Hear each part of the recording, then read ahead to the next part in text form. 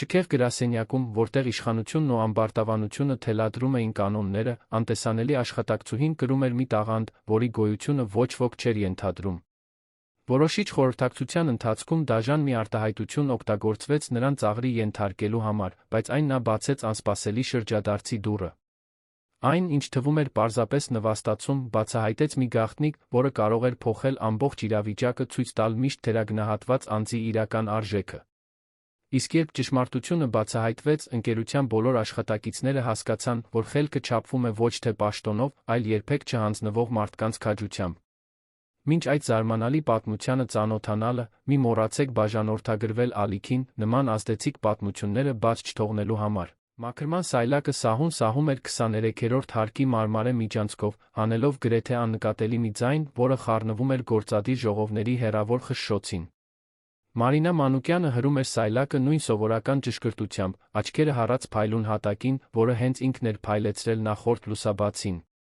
Առավոտյան ժամը 6:30 էր, Արարատ կորպորատիվ շենքը սկսում էր արթնանալ առաջին աշխատակիցների ժամանումով, բոլորը անթերի կոստյումներով, կաշվե պայուսակներով, որոնք հավանաբար ավելի թանկ արժեին, քան նրա ամսական աշխատավարձը։ Նա ճանաչում էր այդ վայրի յուրաքանչյուր սանտիմետրը։ Այնտեղ աշխատած 7 տարիներն այդ անվերջ միջանցքները վերածել էին նրա հիշողության մեջ դաջված քարտեզի։ Նա հստակ գիտեր, թե որտեղ էր առավոտյան արտացոլանքներ ստեղծում ժողովների սենյակների մկեցված ապակիների վրա, ճանաչում էր 18-րդ հարկի զուգարանի դռան յուրահատուկ ջռոցը, քայլերի ձայնից կարող էր որոշել, թե որ գործադիրներն էին շուտ գալիս, որոնք էին հայտնվում միայն ճաշի մոտ։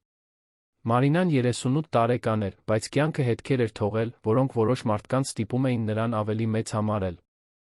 Աշխատանքից կոշտացած ձեռքերը պատմում էին տարիներ շարունակ լադ քսելու, սալիկներ մաքրելու, ծանր դույլեր տանելու մասին։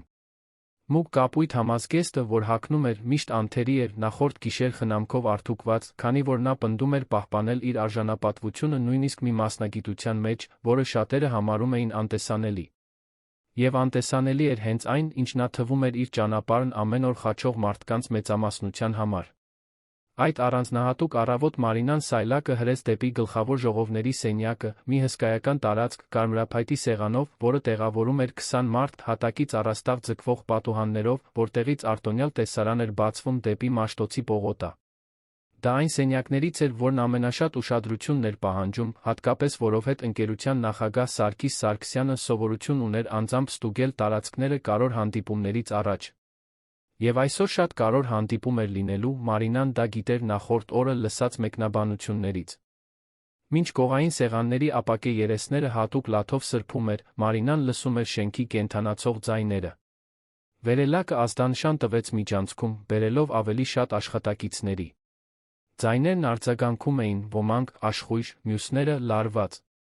Նա ճանաչեց նախագահի որդու, Արմեն Սարգսյանի բարձր ու ձական ծիծաղը, 32 տարեկան մի տղամարդու, ով ժառանգել էր ոչ միայն ազգանունը, այլ փոխնախագահի պաշտոնը, որը շատերը համարում էին չվաստակած։ Արմենը հայտնի էր ամբողջ ընկերությունում իր ամբարտավանությամբ։ Բարձրահասակ, միշտ անթերի սանրված մազերով, նա հագնում էր իտալական կոստյումներ, կրում ժամացույցներ, որոնք փոքր կարողություններ արժեին։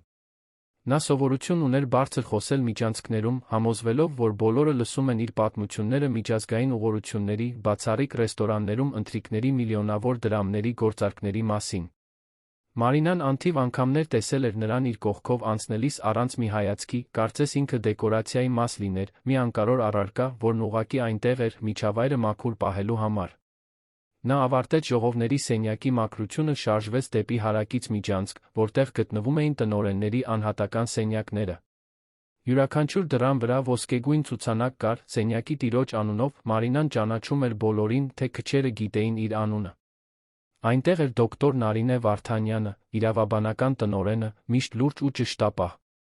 Դոկտոր Էդուարդ Հակոբյանը, ֆինանսական տնօրենը, ով սովորություն ուներ մինչ ուշ աշխատել իր սենյակը հատկապես անկարգ էր թողնում։ Եվ իհարկե Արմեն Սարգսյանի սենյակը, միշտ փակված գաղտնիության զգուշացումով, որը նա պնդում էր, որ հարգվի։ Մինչ անցնում էր հարկի ընդունարանով, Մարինան զուսպ բարեց Անահիտին, ընդունարանի աշխատակցուհուն, շենքի այն սակավաթիվ մարդկանցից մեկին, ով իրեն վերաբերվում էր անկեղծ ջերմությամբ։ Անահիտը հեռախոսով էր խոսում, բայց ժպիտով գլխով արեց, որին Մարինան պատասխանեց։ Դրանք մարդկայնության փոքրիկ պահեր էին մի միջավայրում, որտեղ նա հաճախ իրեն ավելի շատ ուրվական էր զգում, քան իրական մարդ։ Պատիժամացույցը ցույց էր տալիս 7:15, երբ Մարինան մտավ միջանցքի վերջում գտնվող փոքրիկ մաքրման պահեստը, իր պարագաները կարգի բերելու։ Դա նեղ տարածք էր, լի մաքրող միջոցներով, ավելներով, շվաբրներով, լաթերով, լի դարակներով։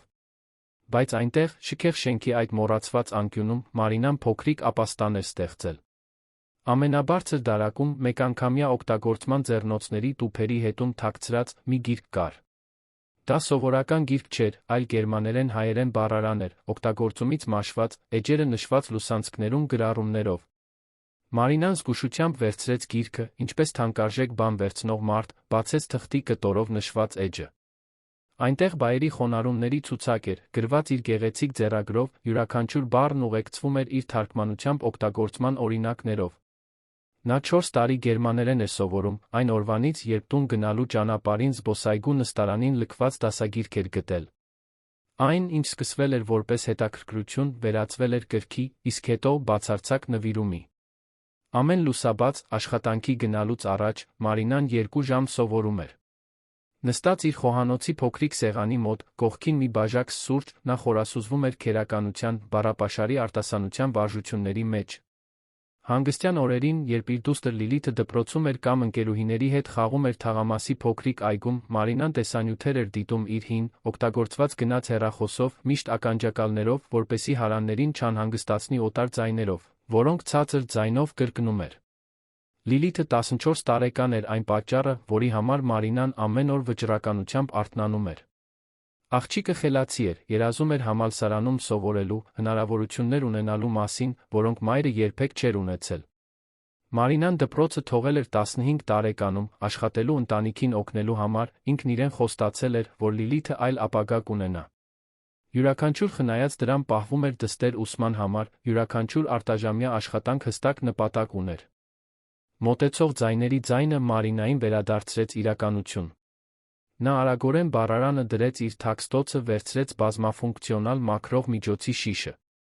Երբ դուրս եկավ պահեստից, տեսավ գործադիրների մի խումբ, որոնք անցնում էին միջանցքով, բոլորը պայուսակներով լուրջ տոնով խոսում էին շուտով կայանալիք հանդիպման մասին։ Մարինան գլուխը խոնարհեց, իրեն ավելի աննկատ դարձրեց, սայլակը պատին հենելով ճանապարհ տալու համար։ Նրանցից մեկը անցնելիս թեթակի հրեց սայլակը, գետնին գցելով մի շիշ։ Մարինան արագ կռացավ այն վերցնելու, բայց տղամարդն արդեն առաջ էր գնացել, առանց ներողություն խնդրելու կամ նույնիսկ մի հայացք գցելու։ Միշտ այդպես էր։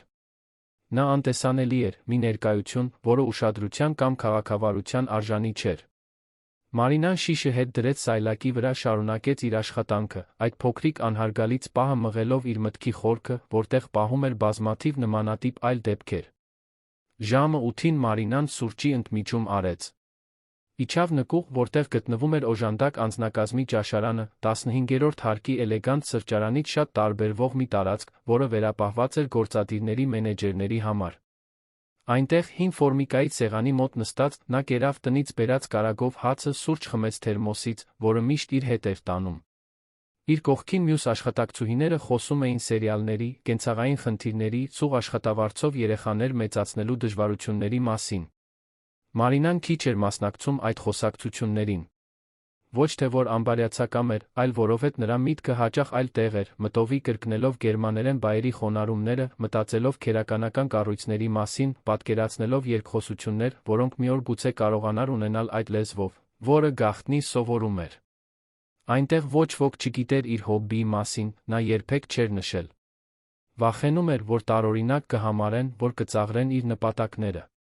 Հավաքարարը գերմաներեն է սովորում, ինչը կարող էր ավելի անհեթեթ թվալ նրանց համար, ովքեր ապրում էին վճարվելիք հաշիվների լեփ-լեցուն ավտոբուսների գործնական աշխարհում։ Երբ վերադարձավ 23-րդ հարկ, Մարինան անսովոր շարժ նկատեց։ Գլխավոր ժողովների սենյակը պատրաստում էին ինչ-որ մեծ բանի համար։ Աշխատակիցները գալիս գնում էին, տանելով պայուսակներ, համակարգիչներ, պրոյեկցիոն սարքավորումներ։ Անահիտը, ընդունարանի աշխատակցուհին, թվում էր հատկապես զբաղված, պատասխանելով հեռախոսազանգերին տպավորիչ արդյունավետությամբ մարդկանց ուղղորդելով։ Մարինան սկսեց մաքրել հարակից տարածքները, մնալով զուսպ, ինչպես միշտ, բայց չկարողացավ չլսել խոսակցությունների կտորներ։ Խոսում էին օտարերկրյա ներդրողների, կարևոր միջազգային պայմանագրի, գումարների մասին, որոնք գլուխը պտտեցնում էին։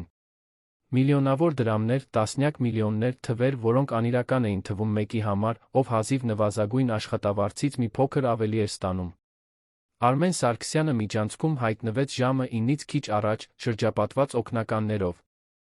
Նա հատկապես աշխույժ էր, բարձր խոսում էր այն մասին, թե ինչպես դա կլինի եռամսյակի ամենակարևոր հանդիպումը, ինչպես ինքն անձամբ է վարել բանակցությունները, ինչպես գերմանացի ներդրողները տպավորվել են իր լեզվի իմացությունից։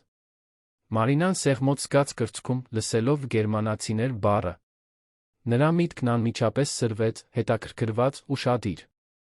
Նա շարունակեց իր աշխատանքը, բայց այժմ ավելի ուշադիր ականջներով։ Արմենը մտավ ժողովների սենյակ, Մարինան, ով մաքրում էր միջանցքի ջրի ցայտաղբյուրները, ապակե պատերի միջով կարող էր տեսնել այնտեղի շարժը։ Նա թղթեր էր դասավորում, ստուգում պրոյեկցիան, լայն ժեստեր էր փորձում, կարծես թատերական ներկայացում անելուց առաջ լիներ։ Արմենի արած ամեն ինչում ինչ-որ բեմական բան կար, կարծես նա անընդհատ բեմում լիներ, փնտրելով հավանություն հիացմունք։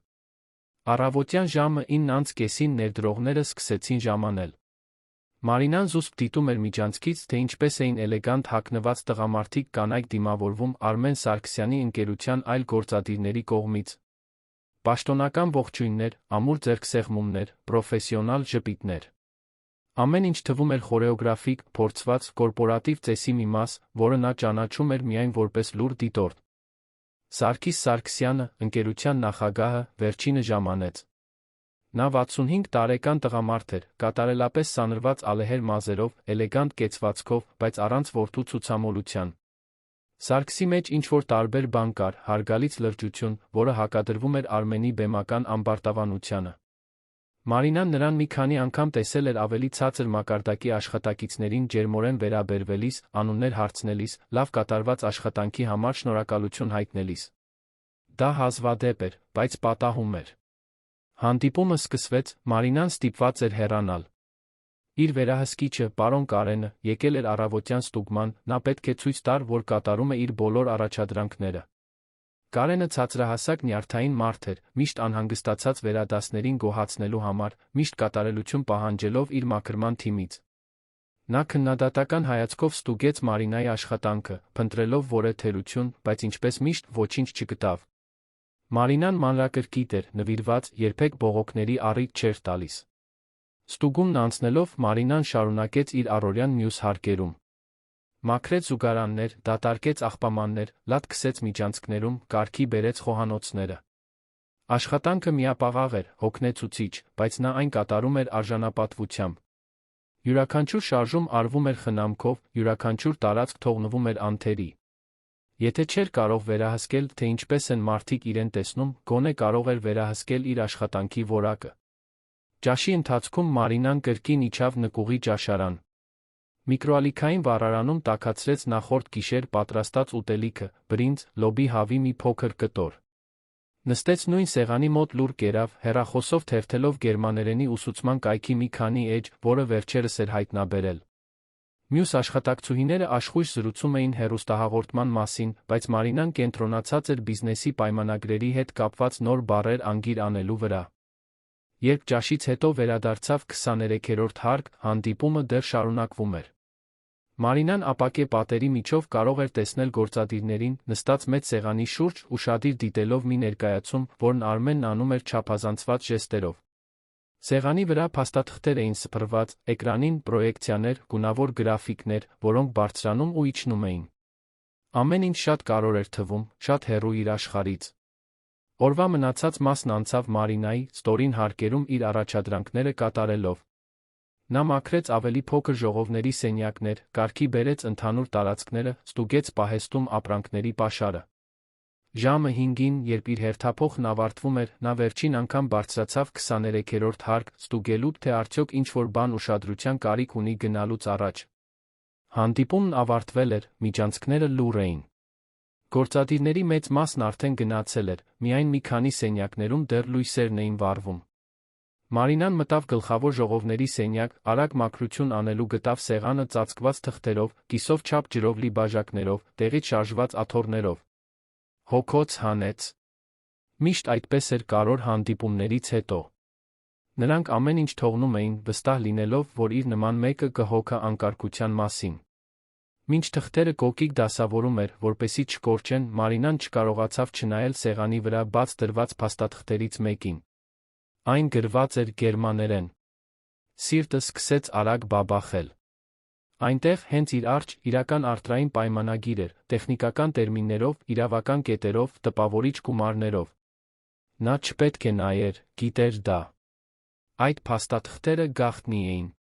Բայց նրա աչքերն արդեն վազում էին տողերի վրայով, ճանաչում բառեր, հասկանում նախադասություններ։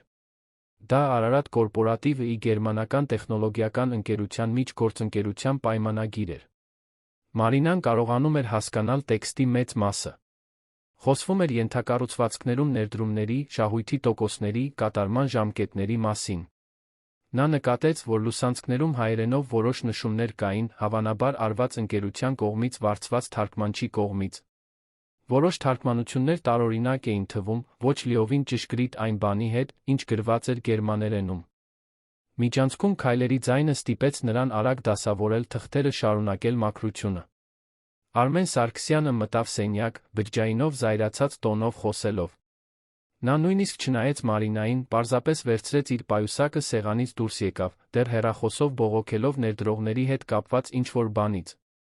Մարինան ավարտեց սենյակի մաքրությունը, հավաքեց աղբը դուրս եկավ, բայց նրա միտքը շարունակում էր մտածել այդ պայմանագրի, իր ճանաչած բառերի, այն լուր բավարարվածության մասին, որ հասկացել էր մի փաստաթուղթ, որը ենթադրաբար իր կարողություններից շատ վեր էր։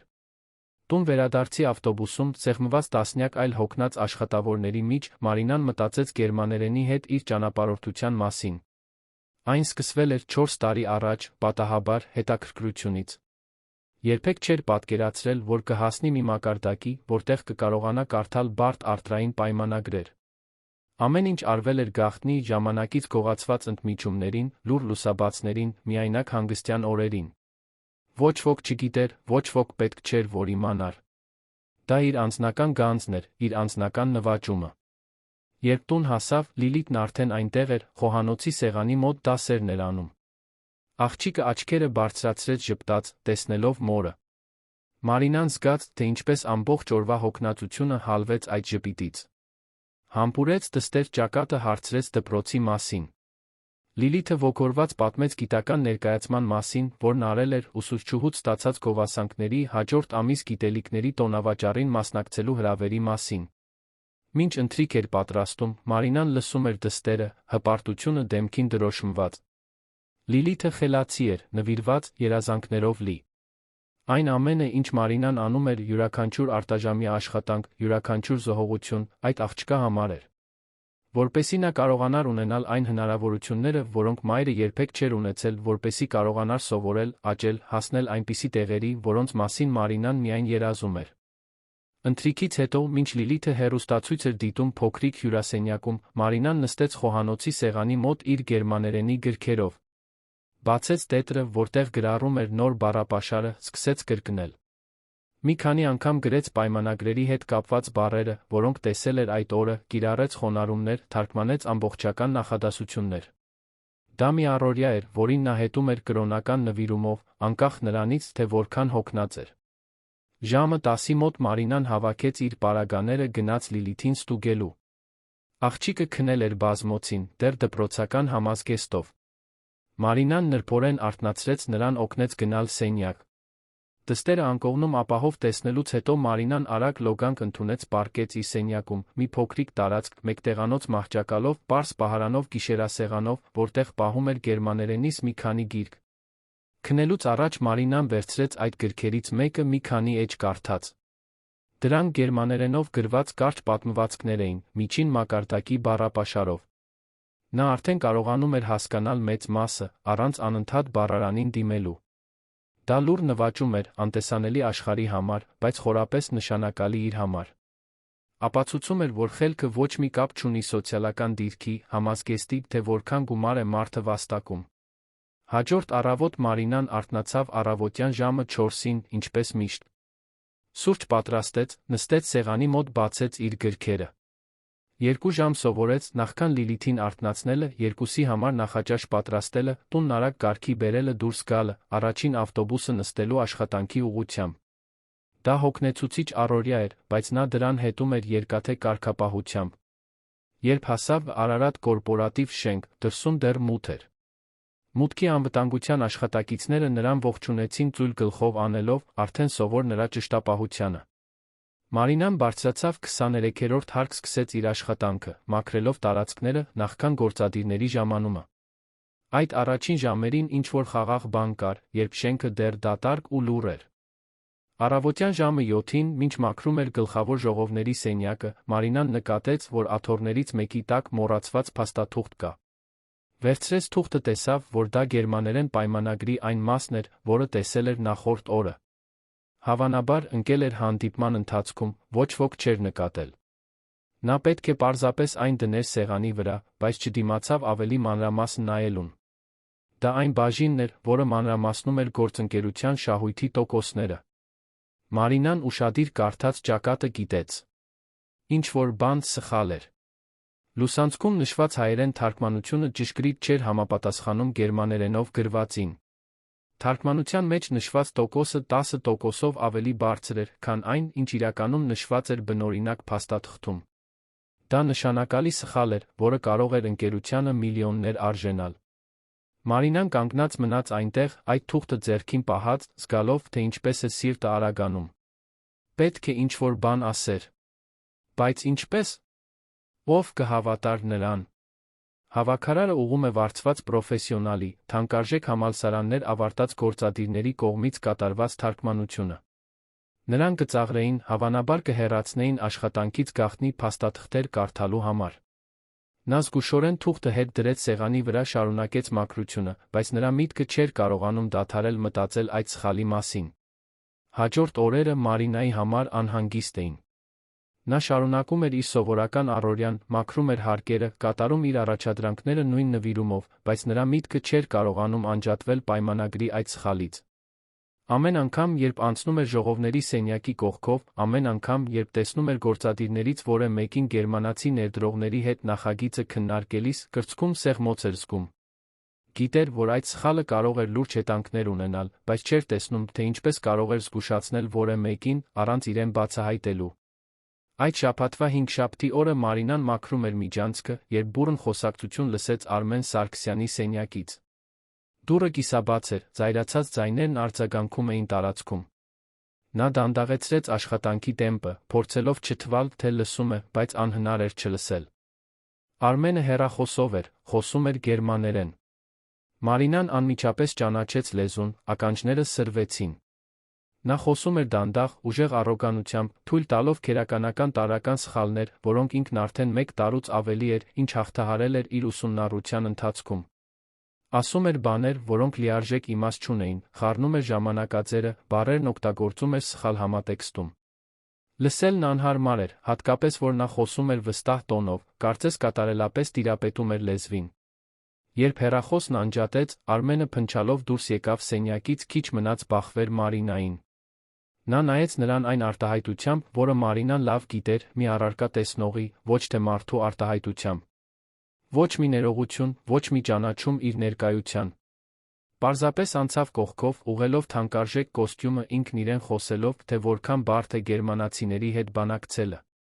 Մարինան շարունակեց իր աշխատանքը, բայց վրդովմունքի մի սերմ էր ցանվել։ Արմեն Սարգսյանը, ով պարծենում էր գերմաներենի իր իմացությամբ, ով դրվել էր այդ միջազգային նախագծի գլխին հենց լեզվին ենթադրաբար տիրապետելու համար, հազիվ էր կարողանում ճիշտ նախադասություններ կազմել։ Իսկ մինչդեռ ինքը, ով իրականում հասկանում էր յուրաքանչյուր բառ, յուրաքանչյուր նրբերանգ, յուրաքանչյուր տեխնիկական մանրամասն, վերաբերվում էր որպես անտեսանելի։ Հանգստյան օրերին Մարինան էլ ավելի խորասուզվեց ուսումնասիրությունների մեջ։ Քաղաքային գրադարանից վերցրեց միջազգային արտրային պայմանագրերի մասին մի քանի գիրք, ժամերով կարդում, նշումներ անում, սովորում էր։ Լիլիթը նկատեց, որ մայրը հատկապես կենտրոնացած է, հարցրեց գրքերի մասին։ Մարինան ժպտաց, ասաց, որ դա պարզապես անձնական հետաքրքրություն է, միտքը մարզելու միջոց։ Չնշեց գերմաներենի մասին, չնշեց այն սխալի մասին, որը հայտնաբերել էր։ Ամեն ինչ պահում էր իր մեջ, ինչպես միշտ։ Հաջորդ երկուշաբթի ինչ-որ բան փոխվեց։ Մարինան աշխատանքի եկավ, օդում լարվածության մթնոլորտ նկատեց։ Գործադիրները շտապում էին միջանցքներով, դեմքերը անհանգիստ, խոսակցությունները ցածր հրատապ տոներով։ Նա մաքրելու ընթացքում նախադասությունների կտորներ լսեց, ինչ-որ բան պայմանագրի հետ կապված խնդիրների, գերմանացի ներդրողների կողմից գումարները կասկածի տակ դնելու, համաձայնագրի ստորագրման հնարավոր ուշացումների մասին։ Ճաշարանում նախաճաշի ժամանակ Մարինան լսեց, թե ինչպես են մյուս աշխատակցուհիները մեկնաբանում, որ 23-րդ հարկում ճգնաժամ է։ Ըստ երույթին, գերմանացի ներդրողները անհամապատասխանություններ էին նկատել փաստաթղթերում, սպառնում էին վերանայել գործընկերությունը։ Միլիոնավոր դրամներ էին վտանգված, նախագահ Սարգիս Սարգսյանը կատաղած էր։ Արմենին կանչել էին արտակարգ խորհրդակցության։ Մարինան զգաց, թե ինչպես է ստամոքսը շրջվում։ Դա հենց այն սխալն էր, որը նա նկատել էր։ Սխալ տոկոսը թարգմանության մեջ։ Եթե ինչ-որ բան ասեր, գուցե այդ ճգնաժամը կարելի էր կանխել։ Բայց ինչպես։ Ինչպես կարող էր հավաքարարը զգուշացնել մի սխալի մասին մի փաստաթղթում, որը նույնիսկ չպետք է կարդար։ Դա կլիներ իր խոսքը պրոֆեսիոնալ թարգմանիչների, պատերին կախված դիպլոմներով գործադիրների խոսքի դեմ։ Երբ վերադարձավ 23-րդ հարկ, Մարինային իր վերահսկիչն ուղղորդեց լրացուցիչ մաքրություն անել ժողովների սենյակում։ 1 ժամից կարոր հանդիպում էր նշանակված, ամեն ինչ պետք է կատարյալ լիներ։ Նա մտավ սենյակ, սկսեց իր աշխատանքը, փայլեցնելով յուրաքանչյուր մակերես, կարգի բերելով յուրաքանչյուր աթոռ, համոզվելով, որ անթերի ապակիների վրա ոչ մի հետք չկա։ Մինչ աշխատում էր, դուռը բացվեց, Արմեն Սարգսյանը ներս մտավ, ուղեկցվելով 2 օգնականներով։ Նա նյարդային տեսք ուներ, տարբերվում էր իր սովորական վստահ կեցվածքից։ Արագ խոսում էր, թե ինչպես պետք է վերանայի ներկայացումը, թե ինչպես են գերմանացիներն անզիջում, թե որքան կարևոր է այդ պայմանագիրը ընկերության համար։ Մարինան լուրջ շարունակում էր իր մաքրությունը, անտեսանելի, ինչպես միշտ։ Հենց այդ ժամանակ Արմենը վերցրեց պայմանագրի մի օրինակ, սկսեց թերթել այն, փնտրելով ինչ-որ կոնկրետ բան։ Նա գերմաներեն բառեր մրմնջաց, փորձելով թարգմանել մի բաժին, բայց ակնհայտորեն դժվարանում էր բառապաշարի հետ։ Օգնականներից մեկն առաջարկեց նորից կանչել թարգմանչին, բայց Արմենը ամբարտավանորեն մերժեց, ասելով, որ ինքնուրույն կլուծի։ Մարինան, ով ընդամենը մի քանի մետր հեռավորության վրա էր, հստակ տեսնում էր փաստաթուղթը։ Դա նույն բաժինն էր, որտեղ սխալն էր։ Արմենը բարձրաձայն կարդաց սխալ տոկոսը, այն, որը նշված էր հայերեն թարգմանության մեջ, իր օգնականներին հանձնարարեց պատրաստել ներկայացումը, հիմնվելով այդ թվի վրա։ Մարինան զգաց, որ ձեռքերը դողում են։ Նա պատրաստվում էր մտնել հանդիպման գերմանացի ներդրողների հետ ներկայացնել սխալ տեղեկատվություն։ Սխալը կբացահայտվեր, ճգնաժամը կխորանար, ընկերությունը կարող էր միլիոններ կորցնել։ Նա ավարտեց մաքրությունը, պատրաստվում էր դուրս գալ, երբ անսպասելի բան տեղի ունեցավ։ Դրան կողքով անցնելիս նրա մաքրման սայլակը բախվեց պրոյեկտորի լարին, սեղանից մի քանի թուղթ գցեց։ Արմենը կտրուկ շրջվեց, զայրացած ընդհատումից։ Մարինան անմիջապես կրացավ թղթերը հավաքելու, անընդհատ ներողություն խնդրելով, բայց սիրտը արագ բաբախում էր։ Ընկած թղթերի մեջ կրկին պայմանագրի այդ անիծյալ բաժինն էր։ Արմենը ամուր քայլերով մոտեցավ նրան, ակնհայտորեն զայրացած։ Կոպիտ տոնով ասաց, որ նա պետք է ավելի զգույշ լինի, որ այդ փաստաթղթերը չափազանց կարևոր են, անփութորեն վարվելու համար։ Մարինան շարունակում էր գլուխը կախ հավաքել թղթերը, բայց հետո ձեռքերը կանգ առան։ Այնտեղ, հենց իր առջ, սխալի գրավոր ապացույցն էր։ Գերմաներեն տոկոսը ասում էր 15%, բայց հայերեն թարգմանությունը 25%։ 7 տարվա մեջ առաջին անգամ Մարինան աչքերը բարձրացրեց, ուղիղ նայեց Արմեն Սարգսյանին։ Նրա հայացքում ինչ-որ տարբեր բան կար, մի վճռականություն, որը զարմացրեց նույնիսկ իրեն։ Նախքան կհասցներ լավ մտածել, նախքան վախը կկատվածահար աներ, նա հաստատուն ձայնով ասաց, որ փաստաթղթում սխալ կա։ Բառերը դուրս եկան գրեթե ինքնաբերաբար, կարծես սեփական կյանք ունենային։ Հաջորդած լռությունը խլացուցիչ էր։ Արմենը նայեց նրան անհավատության արամարանքի խառնուրդով արտահայտությամբ։ Օգնականներից մեկը կարճ, նյարդային ծիծաղ արձակեց։ Մյուսը պարզապես նայեց Մարինային, կարծես նա լրիվ խելագարվել էր։ Հավաքարարը պնդում է, որ սխալ կա միջազգային պայմանագրում, որը վերանայվել է պրոֆեսիոնալ թարգմանիչների կողմից հաստատվել որակավորված գործադիրների կողմից։ Դա անհեթեթ էր, ծիծաղելի։ Արմենը մի քայլ առաջ արեց, նրա դեմքն այժմ ծաղրական ժպիտ էր ցուցադրում։ Ծաղրական տոնով հարցրեց, միթե նա, պատահաբար, գերմաներեն կարդալ գիտի։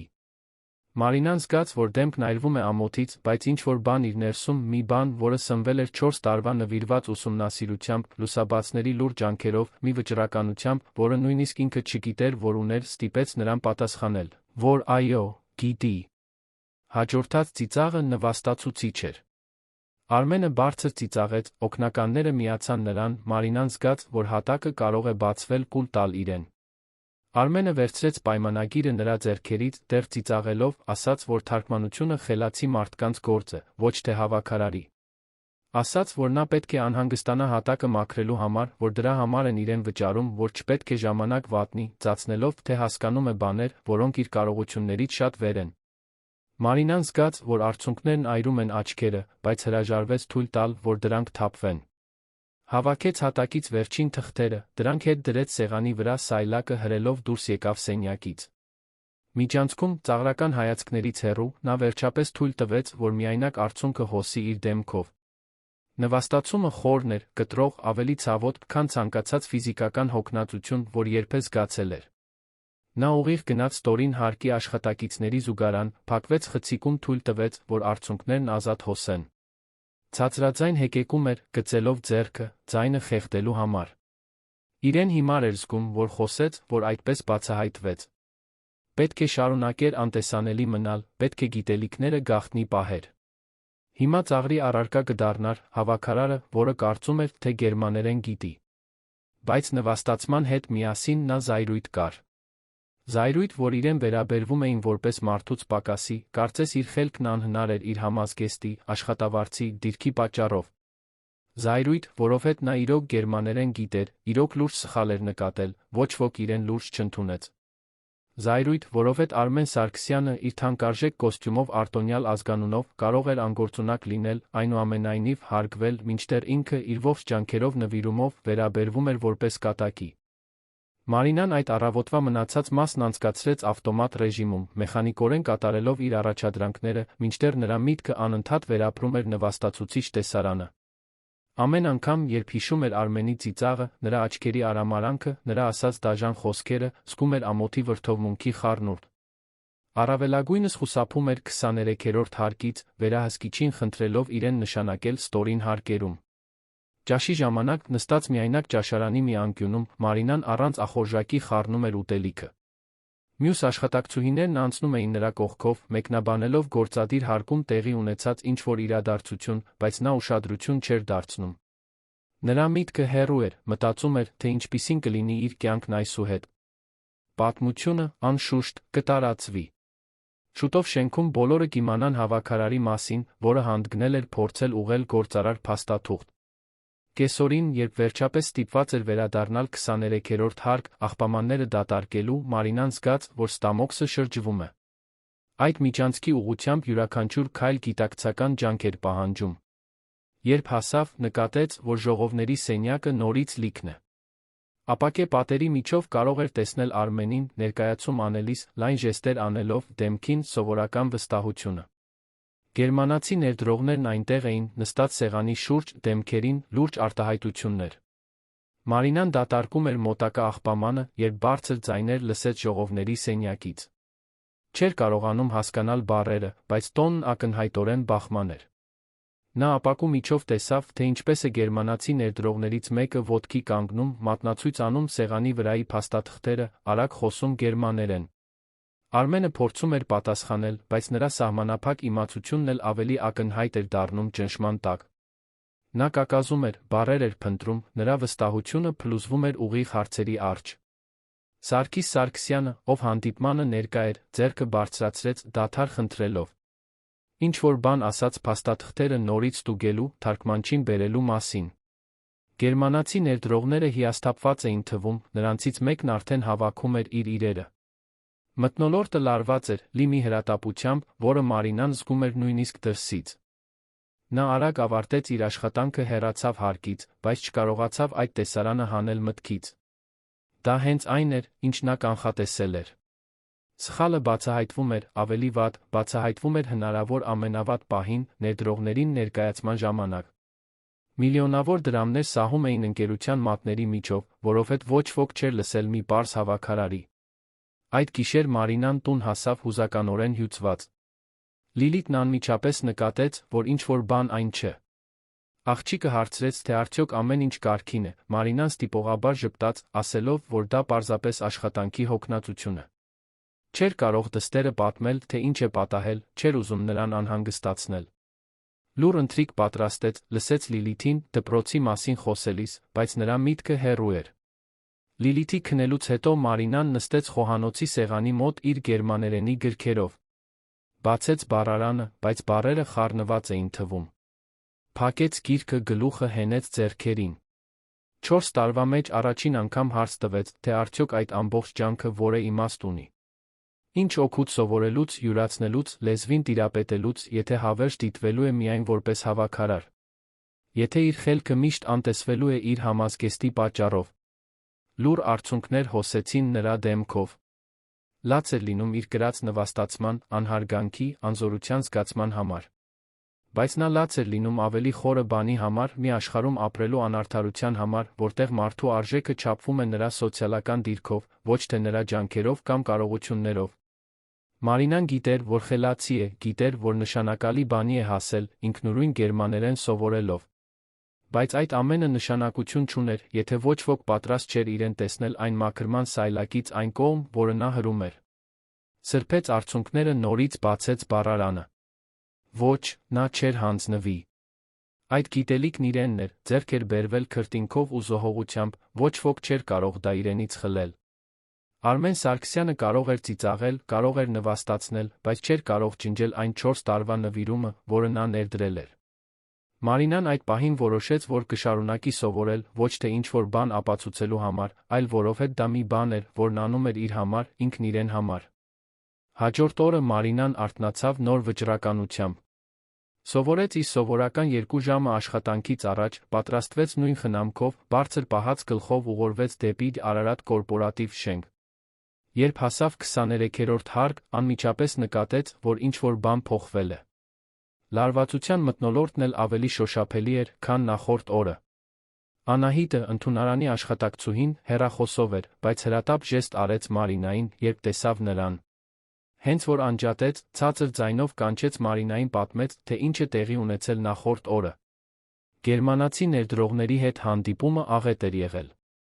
Նրանք հայտնաբերել էին ոչ միայն տոկոսի սխալը, այլ պայմանագրի թարգմանության մի քանի այլ խնդիրներ։ Կատաղած էին, իրենց խաբված էին զգում, սպառնացել էին չեղարկել ամբողջ գործընկերությունը։ Սարգիս Սարգսյանը հուսահատ փորձում էր զսպել ճգնաժամը։ Մարինան լուռ լսեց ամեն ինչ, սիրտը արագացած։ Նրա մի մասը դառը բավարարվածություն էր զգում, որ ճիշտ էր եղել, բայց մյուս մասը վատ էր զգում իրավիճակի համար։ Չէր ցանկանում, որ ընկերությունը կորցնի այդ գործարքը, չէր ցանկանում, որ անմեղ աշխատակիցները տուժեն։ Պարզապես ցանկանում էր, որ իրեն լսեին, երբ փորձում էր զգուշացնել խնդրի մասին։ Առավոտյան Մարինան տեսավ Արմեն Սարգսյանին միջանցքներով անցնելիս իր սովորական ամբարտավանությունից շատ տարբեր արտահայտությամբ։ Նա անհանգիստ էր թվում, գուցե նույնիսկ վախեցած։ Անընդհատ հեռախոսով էր խոսում, ձայնը լարված, ձեռքերը նյարդային ժեստեր անելով։ Ճգնաժամն ակնհայտորեն ազդում էր ընկերությունում նրա դիրքի վրա, առաջին անգամ Մարինան ճակ տեսավ այն վստահության դիմակի վրա, որը նա միշտ կրում էր։ Ժամը 10-ի մոտ Մարինան մաքրում էր նախագահի սենյակի մոտակա տարածքը, երբ տեսավ, որ Արմենին կանչում են Սարգսի աշխատասենյակ։ Դուռը փակվեց նրա հետից, բայց նույնիսկ միջանցքից հնարավոր էր լսել բարձր ձայներ։ Նախագահն ակնհայտորեն զայրացած էր, բացատրություններ էր պահանջում, հարցաքննում էր իրավասությունը։ Մարինան չէր կարողանում լսել ճշգրիտ բառերը, բայց տոնն անսխալական էր։ Կես ժամ անց Արմենը դուրս եկավ սենյակից, կարմրած դեմքով զսպված կատաղության արտահայտությամբ։ Նա անցավ Մարինայի կողքով, չտեսնելով նրան, ինչպես միշտ, բայց այս անգամ ինչ-որ տարբեր բան կար։ Ամբարտավանությունը փոխարինվել էր հուսահատությանը մոտ մի բանով։ Մարինան շարունակեց իր աշխատանքը, բայց չկարողացավ չմտածել, թե որքան արագ էին փոխվել հանգամանքները։ Կեսօրին անսպասելի բան տեղի ունեցավ։ Մարինան պահեստում էր, պարագաներ էր դասավորում, երբ իր վերահսկիչը, պարոն Կարենը, հայտնվեց տարօրինակ արտահայտությամբ։ Ասաց, որ իրեն կանչել են 23-րդ հարկ, որ արտակարգ հանդիպում կա, որ ինչ-որ պատճառով, որը նա չէր հասկանում, հատուկ իրեն են խնդրել։ Մարինան զգաց, որ սիրտը սկսում է բաբախել։ Ինչ կարող էր դա նշանակել։ Դողացող ոտքերով Մարինան հետեց վերահսկիչին միջանցքով։ Նա նրան տարավ մի ավելի փոքր ժողովների սենյակ, ոչ թե գլխավորը, խնդրեց, որ սպասի։ Մարինան կանգնած մնաց այնտեղ, չիմանալով ինչ անել ձեռքերի հետ, իրեն լիովին անտեղի զգալով։ Սենյակը էլեգանտ էր, կաշվե աթոռներով փայլեցված փայտե սեղանով։ Պատուհանից կարող էր տեսնել քաղաքը, որը ձգվում էր մինչ հորիզոն։ Դուռը բացվեց, Մարինան արագ շրջվեց։ Ներս մտավ Սարգիս Սարգսյանը, ընկերության նախագահը, ուղեկցվելով մի կնոջ, որին Մարինան ճանաչեց որպես մարդկային ռեսուրսների տնօրեն։ Նրանք փակեցին դուռը, խնդրեցին, որ նստի։ Մարինան հնազանդվեց, ձեռքերը սեղմած ծնկներին, փորձելով վերահսկել դողը, որը սպառնում էր տիրել իրեն։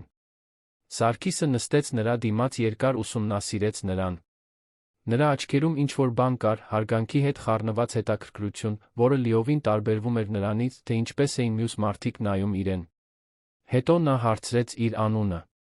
Մարինան ցածր ձայնով պատասխանեց, զարմացած, որ ընկերության նախագահը չգիտեր, թե ով է ինքը, նույնիսկ այնտեղ 7 տարի աշխատելուց հետո։ Բայց, իհարկե, չգիտեր։ Նա անտեսանելի էր։ Սարգիս Սարգսյանը ձեռքերը միացրեց սեղանի վրա, ուղիղ նայեց Մարինային։ Ասաց, որ մի հետաքրքիր պատմություն է լսել, մի բան, որն ի սկզբանե անհավանական էր թվում։ Պատմեց, որ օգնականներից մեկը, ով ներկա էր սենյակում, երբ նա փորձել էր զգուշացնել պայմանագրի սխալի մասին, նշել էր միջադեպը, գրեթե որպես կատակ, ճգնաժամային հանդիպման ժամանակ։ Բայց ծիծաղելու փոխարեն, Սարգիսը հետաքրքրվել էր։ Մարինան զգաց, որ դեմքն այրվում է։ Ահա կրկին նվաստացումը, այս անգամ ուղղակիորեն ընկերության նախագահից։ Նա պատրաստվեց լսելու նախատինք այն մասին, որ չպետք է խառնվի իր գործը չեղող հարցերին, գուցե նույնիսկ աշխատանքից հեռացվելու մասին, գաղտնի փաստաթղթեր կարդալու համար։ Բայց այն, ինչ Սարգիսն ասաց հետո, նրան լիովին անակնկալի բերեց։ Նա հարցրեց, թե արդյոք ճիշտ է, որ ինքը գերմաներեն է խոսում։ Մարինան մի պահ տատանվեց, նրա բնազդն ասում էր ժխտել, պաշտպանվել, բայց հետո ինչ-որ բան իր մեջ որոշեց, որ այլս կորցնելու բան չկա։ Պատասխանեց, որ այո, 4 տարի ինքնուրույն գերմաներեն է սովորում։ Սարգիսը առաջ թեքվեց, հետաքրքրված։ Հարցրեց, թե ինչպես է սովորել, որտեղ է սովորել, ով է եղել իր ուսուցիչը։ Դեռ դողացող, բայց աստիճանաբար ավելի ամուր դարձող ձայնով Մարինան պատմեց իր պատմությունը։ Խոսեց զբոսայգու նստարանին գտած գրքի, խոհանոցում լուսաբացներին սովորելու, հին հեռախոսով դիտած տեսանյութերի, նոր բան սովորելու վճռականության մասին, նույնիսկ առանց ռեսուրսների կամ աջակցության։ Սարգիսը մարդկային ռեսուրսների տնօրենը լուր լսում էին, նրանց արտահայտությունները փոխվում էին թերահավատությունից զարմանքի, իսկ հետո մի բանի, որը կարծես հիացմունք լիներ։ Երբ Մարինան ավարտեց, Սարգիսը վերցրեց սեղանի վրայի թղթապանակը, դրանից հանեց գերմաներեն պայմանագիրը։ Տվեց այն Մարինային, խնդրեց կարդալ մի կոնկրետ բաժին, այն, որտեղ սխալն էր, որը նա փորձել էր մատնանշել։ Մարինան դողացող ձեռքերով վերցրեց փաստաթուղթը։ Դա իր հնարավորությունն էր ապացուցելու, որ չի ստում, բայց նա վախենալու էր։ Իսկ եթե արտասանությունը սխալվի։ Իսկ եթե ճնշման տակ որը սխալ թույլ տա։ Խորը շունչ քաշեց, սկսեց կարդալ։ Բառերը բնական հոսում էին, արտասանությունը, հստակ ճշգրիտ, ժամեր տաց միայնակ պարապմունքի արդյունք։ Նա կարդաց ամբողջ պարբերությունը, հետո առանց տատանվելու թարգմանեց հայերեն, բացատրելով յուրաքանչյուր տեխնիկական տերմին, յուրաքանչյուր կետ, յուրաքանչյուր մանրամասն։ Երբ ավարտեց, սենյակում բացարձակ լռություն էր։ Սարգիսը նշանակալից հայացք փոխանակեց մարդկային ռեսուրսների տնօրենի հետ։ Հետո խնդրեց, որ Մարինան շարունակի, բացատրի, թե որտեղ էր սխալը։ Մարինան մատնացույց արեց փաստաթղթի լուսանցքում հայերեն նշումը, բացատրեց, որ թարգմանված տոկոսը սխալ էր, որ գերմաներեն թիվը 15% էր, բայց թարգմանությունը ասում էր 25%։ Նա այնուհետ ավելին արեց, մատնանշելով այլ անհամապատասխանություններ, որոնք նկատել էր փաստաթուղթը կարդալիս, թարգմանության փոքր սխալներ, որոնք կարող էին մեկնաբանության խնդիրներ առաջացնել։ Սարգիսը հետ վերցրեց փաստաթուղթը, ուշադիր ուսումնասիրեց այն, համեմատելով գերմաներեն բնօրինակ տեքստը նշված թարգմանությունների հետ։ Նրա արտահայտությունն աստիճանաբար ավելի լրջացավ։ Նա ասաց, որ այդ 10%-ի սխալը միլիոնավոր դրամներ է ներկայացնում, որ Մարինայի նշած մյուս խնդիրները կարող էին ապագայում լուրջ իրավական բարդություններ առաջացնել։ Հարցրեց, թե ինչու նա ավելի շատ չի պնդել, երբ փորձել է զգուշացնել խնդրի մասին։ Մարինան զգաց, որ արցունքներն այրում են աչքերը, բայց այս անգամ այլ պատճառով։ Բացատրեց, որ փորձել է, բայց ոչ ոք իրեն լուրջ չի ընդունել։ Պատմեց իր կրած նվաստացման, թե ինչպես են իրեն ծաղրել Արմենը, նրա օգնականները, թե ինչպես են իրեն անգործունակ անվանել, կասկածի տակ դրել իր խելքը, պարզապես հավաքարար լինելու համար։ Բառերը դուրս եկան հուզական հոսքով, տարիների հիասթափությունն ու անհարգանքը վերջապես ձայն գտան։ Սարգիսը լսեց ամեն ինչ, ավելի ու ավելի լուրջ արտահայտությամբ։ Երբ Մարինան ավարտեց, նա հետ հենվեց աթոռին, երկար լուռ մնաց։ Հետո ասաց մի բան, որը կփոխեր ամեն ինչ։ Ասաց, որ Արարատ կորպորատիվ ընկերությունը նա զրոյից է կառուցել, որ ինքն անձամբ սկսել է որպես գրասենյակային տղա 40 տարի առաջ, որ միշտ հավատացել է, որ տաղանդն ու նվիրումը կարելի է գտնել ցանկացած վայրում, ցանկացած մարդու մեջ, անկախ կոչումներից կամ դիրքերից։ Սարգիսը պատմեց, որ կյանքում առաջ է գնացել հենց այն պատճառով, որ ինչ-որ մեկը մի օր հնարավորություն է տվել մի աղքատ, առանց պաշտոնական կրթության, բայց վճռական ու խելացի երիտասարդի։ Եվ որ այդ ժամանակվանից ի վեր նա փորձում է նույնն անել, տաղանդ փնտրել այնտեղ, որտեղ ուրիշները չեն նայում։ Ասաց, որ ամաչում է, որ իր սեփական ընկերությունում Մարինայի նման նվիրված մեկին վերաբերվել են այդքան անհարգալից։ Այնուհետ խոսքը վերցրեց մարդկային ռեսուրսների տնօրենը։ Բացատրեց, որ ընկերությունը նոր միջազգային բաժին ստեղծելու գործընթացում է, որը կենտրոնացած է օտարերկրյա գործընկերների հետ բանակցությունների վրա։ Գերմանացի ներդրողների հետ կապված ներկայիս ճգնաժամով պարզ դարձավ, որ նրանց պետք են մարդիկ, ովքեր իրոք տիրապետում են լեզուներին, հասկանում են միջազգային բանակցությունների մշակութային նրբությունները։ Եվ հարցրեց, թե արդյոք Մարինան հետաքրքրված կլինի այդ թիմին միանալով։ Մարինան քարացավ։ Չէր կարող ճիշտ լսած լինել։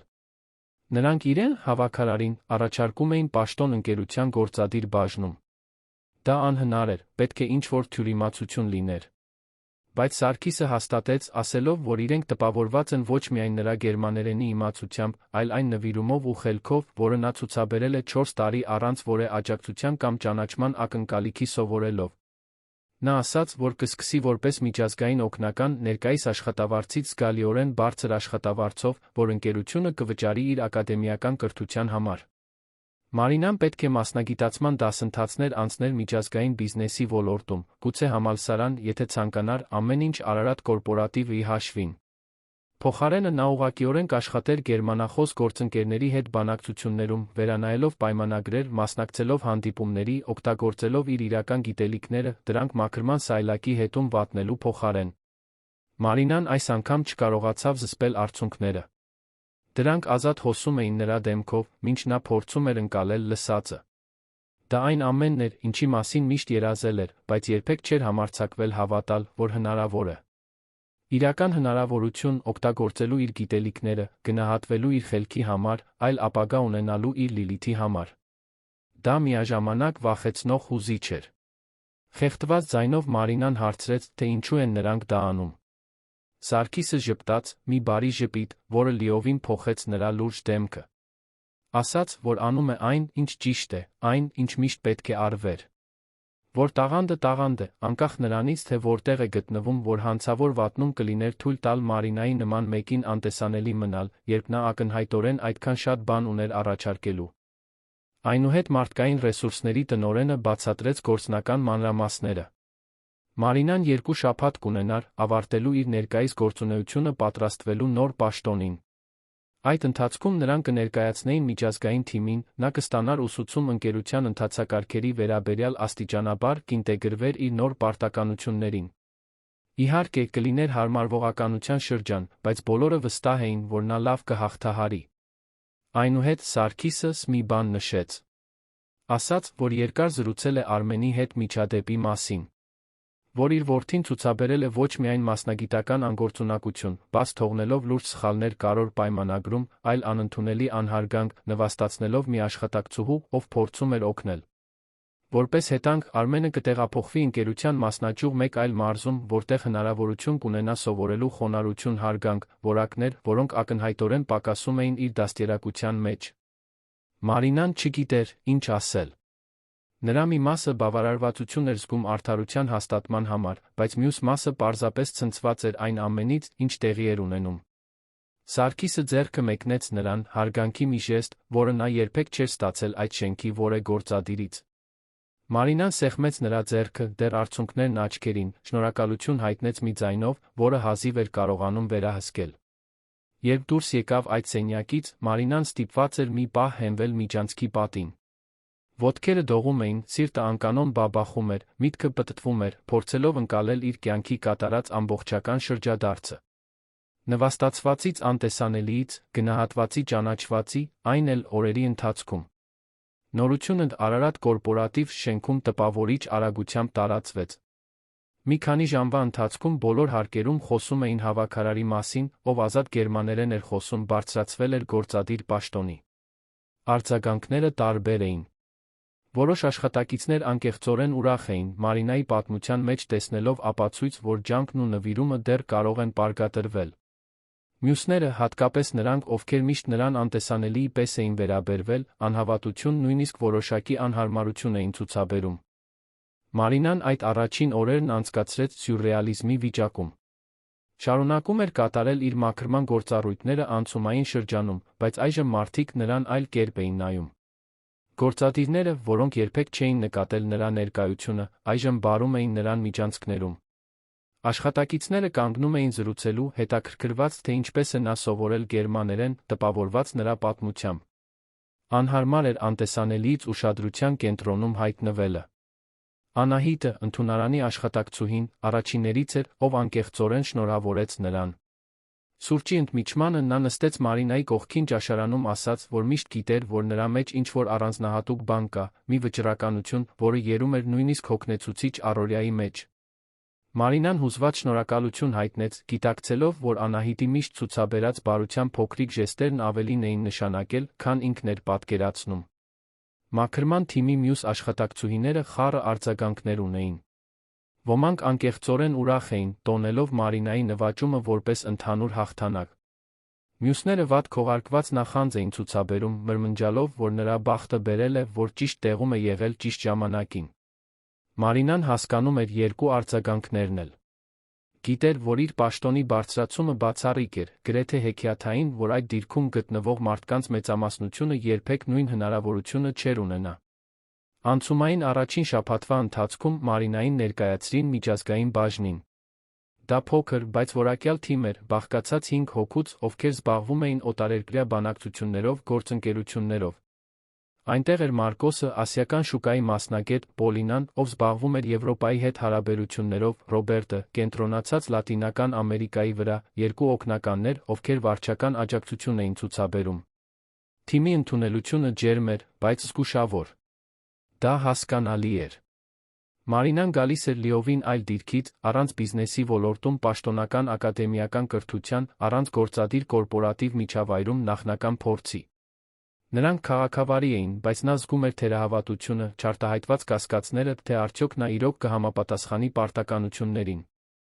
Պոլինան, ով ուղղակիորեն կվերահսկեր Մարինայի աշխատանքը գերմանացի գործընկերների հետ, հատկապես զգույշ էր յուրաքանչյուր ընթացակարգ, յուրաքանչյուր արձանագրություն, յուրաքանչյուր ակնկալիք բացատրելիս։ Մարինան ամեն ինչ ներծծում էր սպունգի պես, մանրամասն նշումներ անում, տեղին հարցեր տալիս, ցույց տալով, որ նույնիսկ առանց պաշտոնական փորձի, նա ունի սովորելու ունակություն, մասնագիտական լրջություն։ Դանդաղորեն նա նկատում էր, թե ինչպես են թերահավատության արտահայտությունները տեղի տալիս զգուշավոր հավանության։ Ամենամեծ մարտահրավերը ոչ թե բուն աշխատանքն էր, այլ լիովին նոր միջավայրին հարմարվելը։ Մարինան տարիներ շարունակ անտեսանելի էր եղել, խոսելով միայն անհրաժեշտության դեպքում, մնալով երկրորդ պլանում։ Այժմ նրանից ակնկալում էին, որ մասնակցի հանդիպումների, կարծիքներ հայտնի, շփվի գործադիրների միջազգային գործընկերների հետ։ Վախենալու էր այդպես բացահայտվել, զբաղեցնել մի տարածք, որն այդքան երկար ժամանակ իրեն մերժվել էր։ Տանը Լիլիթը հազիվ էր հավատում մոր բերած նորություններին։ Երբ Մարինան պատմեց պաշտոնի բարձրացման նոր աշխատավարձի ընկերության կողմից իր ուսումը վճարելու մասին, աղջիկն այնքան ուժեղ գրկեց մորը, որ երկուսն էլ ընկան բազմոցին, միաժամանակ ծիծաղելով ու լաց լինելով։ Լիլիթն ասաց, որ միշտ գիտեր, որ մայրն առանձնահատուկ է, որ միշտ հիացել է նրա նվիրումով ուսմանը նույնիսկ երկար աշխատանքային օրերից հետո։ Մարինան օգտվեց այդ պահից, բացահայտելու մի բան, որը գաղտնի էր պահել։ Դստերը ցույց տվեց իր բոլոր գերմաներենի գրքերը, նշումներով լի տետրերը, առցանց դասընթացների վկայականները, որոնք ավարտել էր։ Լիլիթը լայն բացված աչքերով թերթում էր նյութերը, գիտակցելով այն ջանքի չափը, որը մայրը լուռ ներդրել էր բոլոր այդ տարիների ընթացքում։ Հարցրեց, թե ինչու Մարինան երբեք չի պատմել, պատասխանը պարզ էր, բայց խորը։ Մարինան ասաց, որ վախենում էր, որ կծաղրեն իր երազանքները, որ կասեն, թե ժամանակ է կորցնում, որ իր նման մարդը ապագա չունի այն ոլորտներում, որոնք ակադեմիական գիտելիքներ են պահանջում։ Այդ գիշեր մայր ու աղջիկ ժամերով խոսեցին։ Մարինան խոսեց իր ծրագրերի, հույսերի, նոր պաշտոնի հետ կապված վախերի մասին։ Լիլիթը, իր 14 տարեկանի զարմանալի իմաստությամբ, ասաց, որ մայրն արժանի է իր ստացած յուրաքանչյուր հնարավորությանը, որ նա կենդանի ապացույց է, որ խելքն ու վճռականությունը ոչ մի կապ չունեն փողի կամ սոցիալական դիրքի հետ։ Դրանք խոսքեր էին, որոնք Մարինան հավերժ կպահեր իր սրտում։ Անցումային երկրորդ շաբաթը բերեց առաջին մեծ փորձությունը։ Գերմանացի ներդրողները համաձայնել էին վերսկսել բանակցությունները, բայց պահանջել էին, որ բոլոր պայմանագրերը լիովին վերանայվեն իրավասու թարգմանչի կողմից։ Սարգիսը որոշեց, որ Մարինան պետք է գլխավորի այդ վերանայումը, աշխատելով Պոլինայի հատուկ վարձված երդվյալ թարգմանչի հետ, փաստաթղթերի տեխնիկական ճշգրտությունն ապահովելու համար։ Մարինան զգաց պատասխանատվության ծանրությունը։ Խոսքը ոչ միայն իր լեզվական իրավասությունն ապացուցելու մասին էր, այլ փլուզման եզրին գտնվող միլիոնավոր դրամների գործարքը փրկելու։ Նա օրերով խորասուզված էր պայմանագրերի մեջ, վերլուծելով յուրաքանչյուր կետ, յուրաքանչյուր տերմին, գերմաներեն լեզվի յուրաքանչյուր նրբերանգ։ Երդվյալ թարգմանիչը, տասնամյակների փորձ ունեցող 60 տարեկան մի պարոն, սկզբում որոշակի անհարմարություն ցուցաբերեց առանց պաշտոնական կրթության մեկի հետ աշխատելիս, բայց շուտով ընդունեց, որ Մարինան լեզվի տպավորիչ իմացություն ունի։ Միասին նրանք հայտնաբերեցին ոչ միայն ճգնաժամի պատճառ դարձած սկզբնական սխալը, այլ մի քանի այլ ավելի փոքր խնդիրներ, որոնք աննկատ էին մնացել։ Մարինան ուղումներ էր առաջարկում, բացատրում էր մշակութային համատեքստեր, որոնք կարող էին ազդել որոշ արտահայտությունների մեկնաբանության վրա, մատնանշում էր երկիմաստություններ, որոնք պետք է պարզաբանվեին։ Պոլինան ամեն ինչ դիտում էր աճող հիացմունքով, գիտակցելով, որ Սարգիսը ոչ մի սխալ չէր գործել, Մարինային այդ հնարավորությունը տալով։ Այդ ընթացքում Մարինան իր առաջին ուղիղ շփումն ունեցավ գերմանացի ներդրողների հետ։ Դա տեսակոնֆերանս էր, պայմանագրերի վերանայումները քննարկելու համար։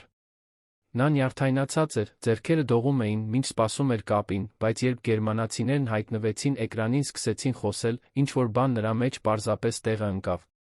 Պատասխանեց ազատ գերմաներենով, բացատրեց առաջարկվող ուղումները, պարզաբանեց կասկածները, ցուցաբերեց ոչ միայն լեզվական իրավասություն, այլ առտրային ասպեկտների ըմբռնում։ Հանդիպման վերջում, որը տեց գրեթե 2 ժամ, գերմանացի ներդրողների ղեկավարը մի մեկնաբանություն արեց, որը հավերժ կմնար Մարինայի հիշողության մեջ։ Նա ասաց գերմաներեն, որ տպավորված է իր իմացության տեխնիկական գիտելիքների մակարդակով, որ հազվադեպ է աշխատել մեկի հետ, ով ցուցաբերում է այդքան նվիրում ճշգրտություն։ Հարցրեց, թե որտեղ է նա սովորել, բնականաբար ենթադրելով, որ նա կրթություն կունենա որե գերմանական համալսարանում կամ հեղինակավոր հաստատությունում։ Մարինան մի պահ տատանվեց, բայց հետո որոշեց ազնիվ լինել։ Պատասխանեց, նույնպես գերմաներեն, որ ինքնուրույն է սովորել, 4 տարի սովորելով լուսաբացներին, աշխատանքից առաջ։ Հաջորդած լռությունը խոսուն էր։ Ներդրողները նայեցին միմյանց, ակնհայտորեն զարմացած։ Հետո ղեկավարը ժպտաց, անկեղծ հարգանքի ժպիտ, ասաց, որ դա իր նվաճումն էլ ավելի տպավորիչ է դարձնում։ Որ կարգապահությունն ու ինքնուսուցումը հազվագյուտ արժեքավոր որակներ են բիզնես աշխարհում։ Երբ տեսակոնֆերանսն ավարտվեց, Պոլինան թեթակի խփեց Մարինայի ուսին, ասաց, որ նա կատարյալ է հանդես եկել։ Սարգիսը, ով իր սենյակից մեկ այլ համակարգչով հետում էր հանդիպմանը, էլեկտրոնային նամակ ուղարկեց, շնորհավորելով նրան գերազանց աշխատանքի համար։ Մարինան մի քանի անգամ կարդաց այդ հաղորդագրությունը, դեռ հազիվ հավատալով, որ այդ ամենն իրոք իր հետ է կատարվում։ Բայց ամեն ինչ ծաղիկներ չէր։ Արմեն Սարգսյանը, ով դեռ շենքում էր, ավարտելով իր տեղափոխությունը մեկ այլ մարզի մասնաճյուղ, ամեն անգամ, երբ միջանցքներում հանդիպում էր Մարինային, հոգ էր տանում ցույց տալու իր դժգոհությունը։ Նա ուղղակիորեն չէր խոսում նրա հետ, բայց նրա հայացքները լի էին դժգոհությամբ զայրույթով։ Պարզ էր, որ նա մեղադրում էր իրեն իր տեղափոխության, հոր աչքում իր անկման համար։ Մի օր Մարինան դուրս էր գալիս վերելակից, երբ քիչ մնաց բախվեր Արմենին։ Նա նայեց նրան արամարանքով մրմնջաց ինչ-որ բան այն մասին, որ ընկերությունը ցանկացածին է աշխատանքի ընդունում, որ ստանդարտները ընկել են։ Մարինան զգաց, որ ծանոթ նվաստացումն այրվում է իր կրծքում, բայց այս անգամ ինչ-որ բան այլ էր։ Նա այլս այն անտեսանելի հավաքարարը չէր, որը պետք է գլուխը կախեր ընդուներ անհարգանքը։ Ուղիղ նայեց Արմենին, հաստատուն ձայնով ասաց, որ տաղանդն ու իրավասությունը համազգես չունեն, որ գուցե նա ավելի մեծ հաջողության հասներ կյանքում, եթե սովորեր ճանաչել մարդկանց արժեքը արտաքինով դատելու փոխարեն։ Արմենը կարմրեց զայրույթից, բայց նախքան կհասցներ պատասխանել, Պոլինան հայտնվեց միջանցքում, Մարինային կանչեց հանդիպման։ Մարինան բարձր պահած գլխով անցավ Արմենի կողքով, առաջին անգամ զգալով, որ իրավունք ունի զբաղեցնելու այդ տարածքը, այդ միջանցքը, այդ շենքը։ Ոչ թե որպես մեկը, ով մաքրում է հատակը, այլ որպես մեկը, ով անկեղծորեն նպաստում է ընկերության հաջողությանը։ Մարինայի առաջին ամիսը իր նոր պաշտոնում ինտենսիվ մարտահրավերներով լի էր այնպես, ինչպես նա երբեք չէր պատկերացրել։ Դա ոչ միայն բուն աշխատանքն էր, որը կենտրոնացում պատասխանատվություն էր պահանջում, այլ լիովին նոր միջավայրում գտնվելու ողջ համատեքստը։ Նա պետք է սովորեր կորպորատիվ աշխարհի չգրված կանոնները, հասկանար իշխանության դինամիկան, կողմնորոշվեր ներքին քաղաքականության մեջ, այս ամենն անելով, անընդհատ ապացուցելով, որ արժանի է այնտեղ լինելու։ Առավոտներն այժմ այլ կերպ էին սկսվում։ Մարինան դեռ արթնանում էր առավոտյան ժամը 4-ին, տարիների արմատացած սովորություն, բայց այժմ խոհանոցում միայնակ գերմաներեն սովորելու փոխարեն, նա վերանայում էր աշխատանքային փաստաթղթեր, պատրաստում ներկայացումներ, կարդում զեկույցներ միջազգային շուկաների մասին։ Լիլիթը հաճախ գտնում էր նրան սեղանի մոտ, երբ արթնանում էր դպրոց գնալու, միշտ հպարտությամբ նշում էր, որ իր մայրն ամենանվիրված մարդն է, ում ճանաչում է։ Նոր աշխատավարձը լիովին փոխել էր ընտանիքի ֆինանսական վիճակը։ Տարիների մեջ առաջին անգամ Մարինան ստիպված չէր սուպերմարկետում դրամներ հաշվել, ստիպված չէր ընտրել հաշիվը վճարելու կամ Լիլիթի համար գիրք գնելու միջ։ Կարող էր ժամանակին վճարել հաշիվները, գումար խնայել արտակարգ իրավիճակների համար, նույնիսկ թույլ տալ փոքրիկ շքեղություններ, որոնք նախկինում անհնար էին թվում։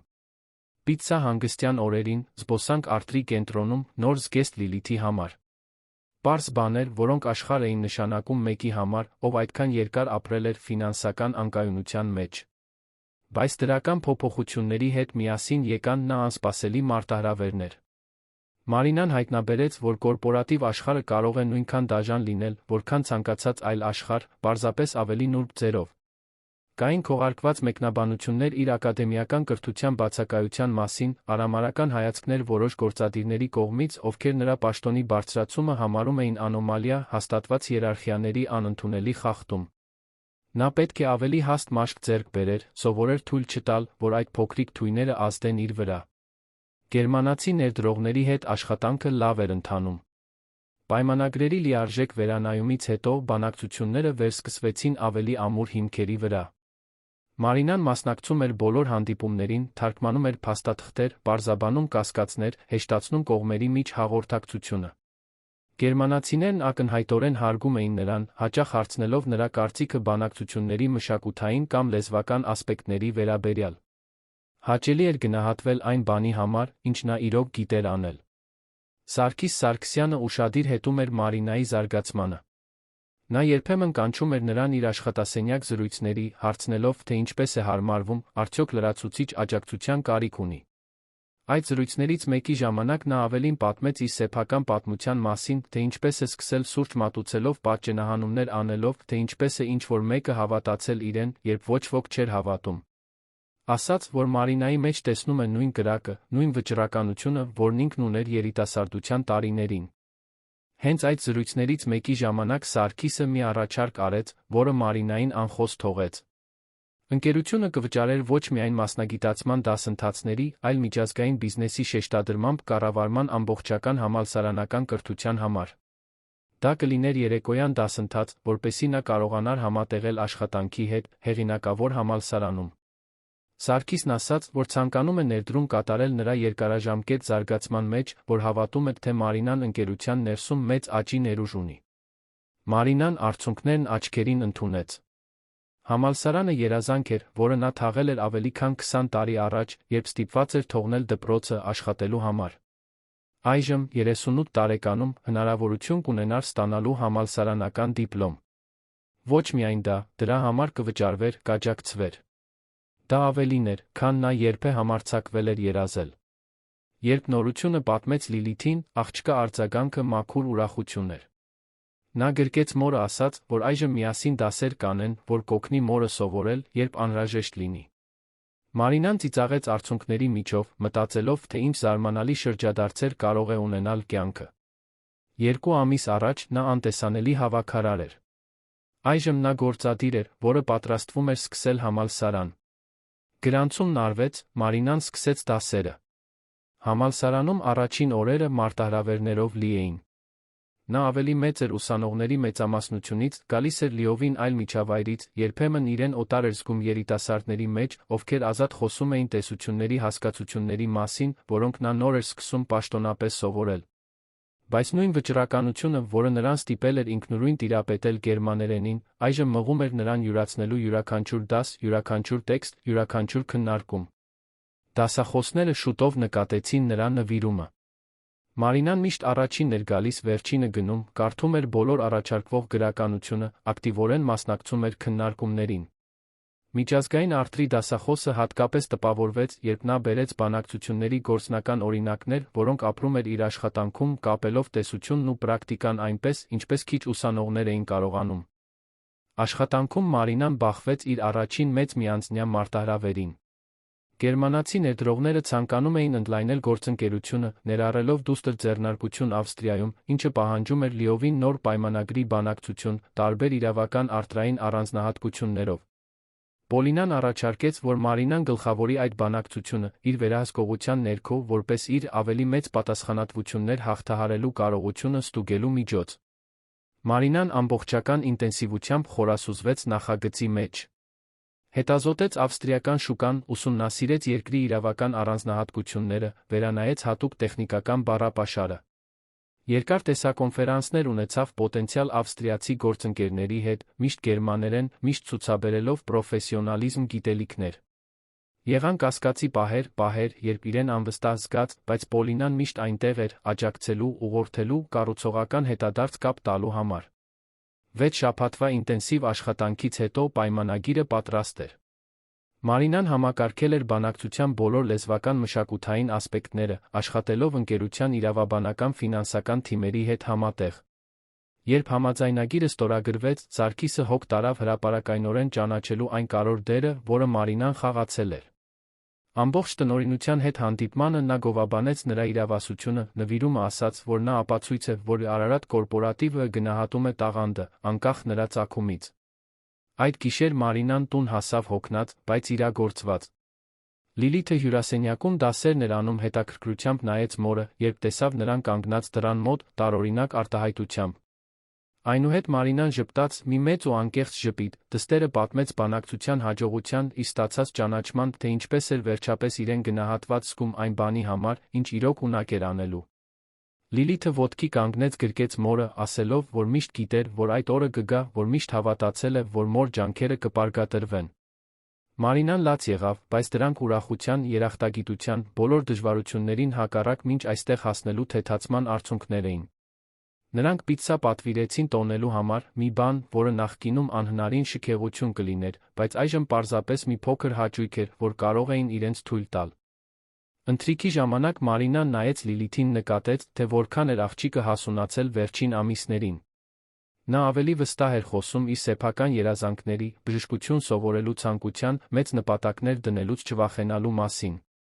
Մարինան հասկացավ, որ իր ճանապարհորդությունն ազդել է ոչ միայն իր սեփական կյանքի վրա, այլ դստերը արժեքավոր դաս է տվել։ Որ սոցիալական սահմանները արհեստական կառույցներ են, որ նվիրումն ու խելքը կարող են բացել դռներ, որոնք թվում էին մշտապես փակ։ Մի քանի շաբաթ անց Մարինան անակնկալի եկավ։ Նրանք կանչեցին Սարգսի սենյակ, այնտեղ գտան ոչ միայն նախագահին, այլ տնօրինության որոշ անդամների։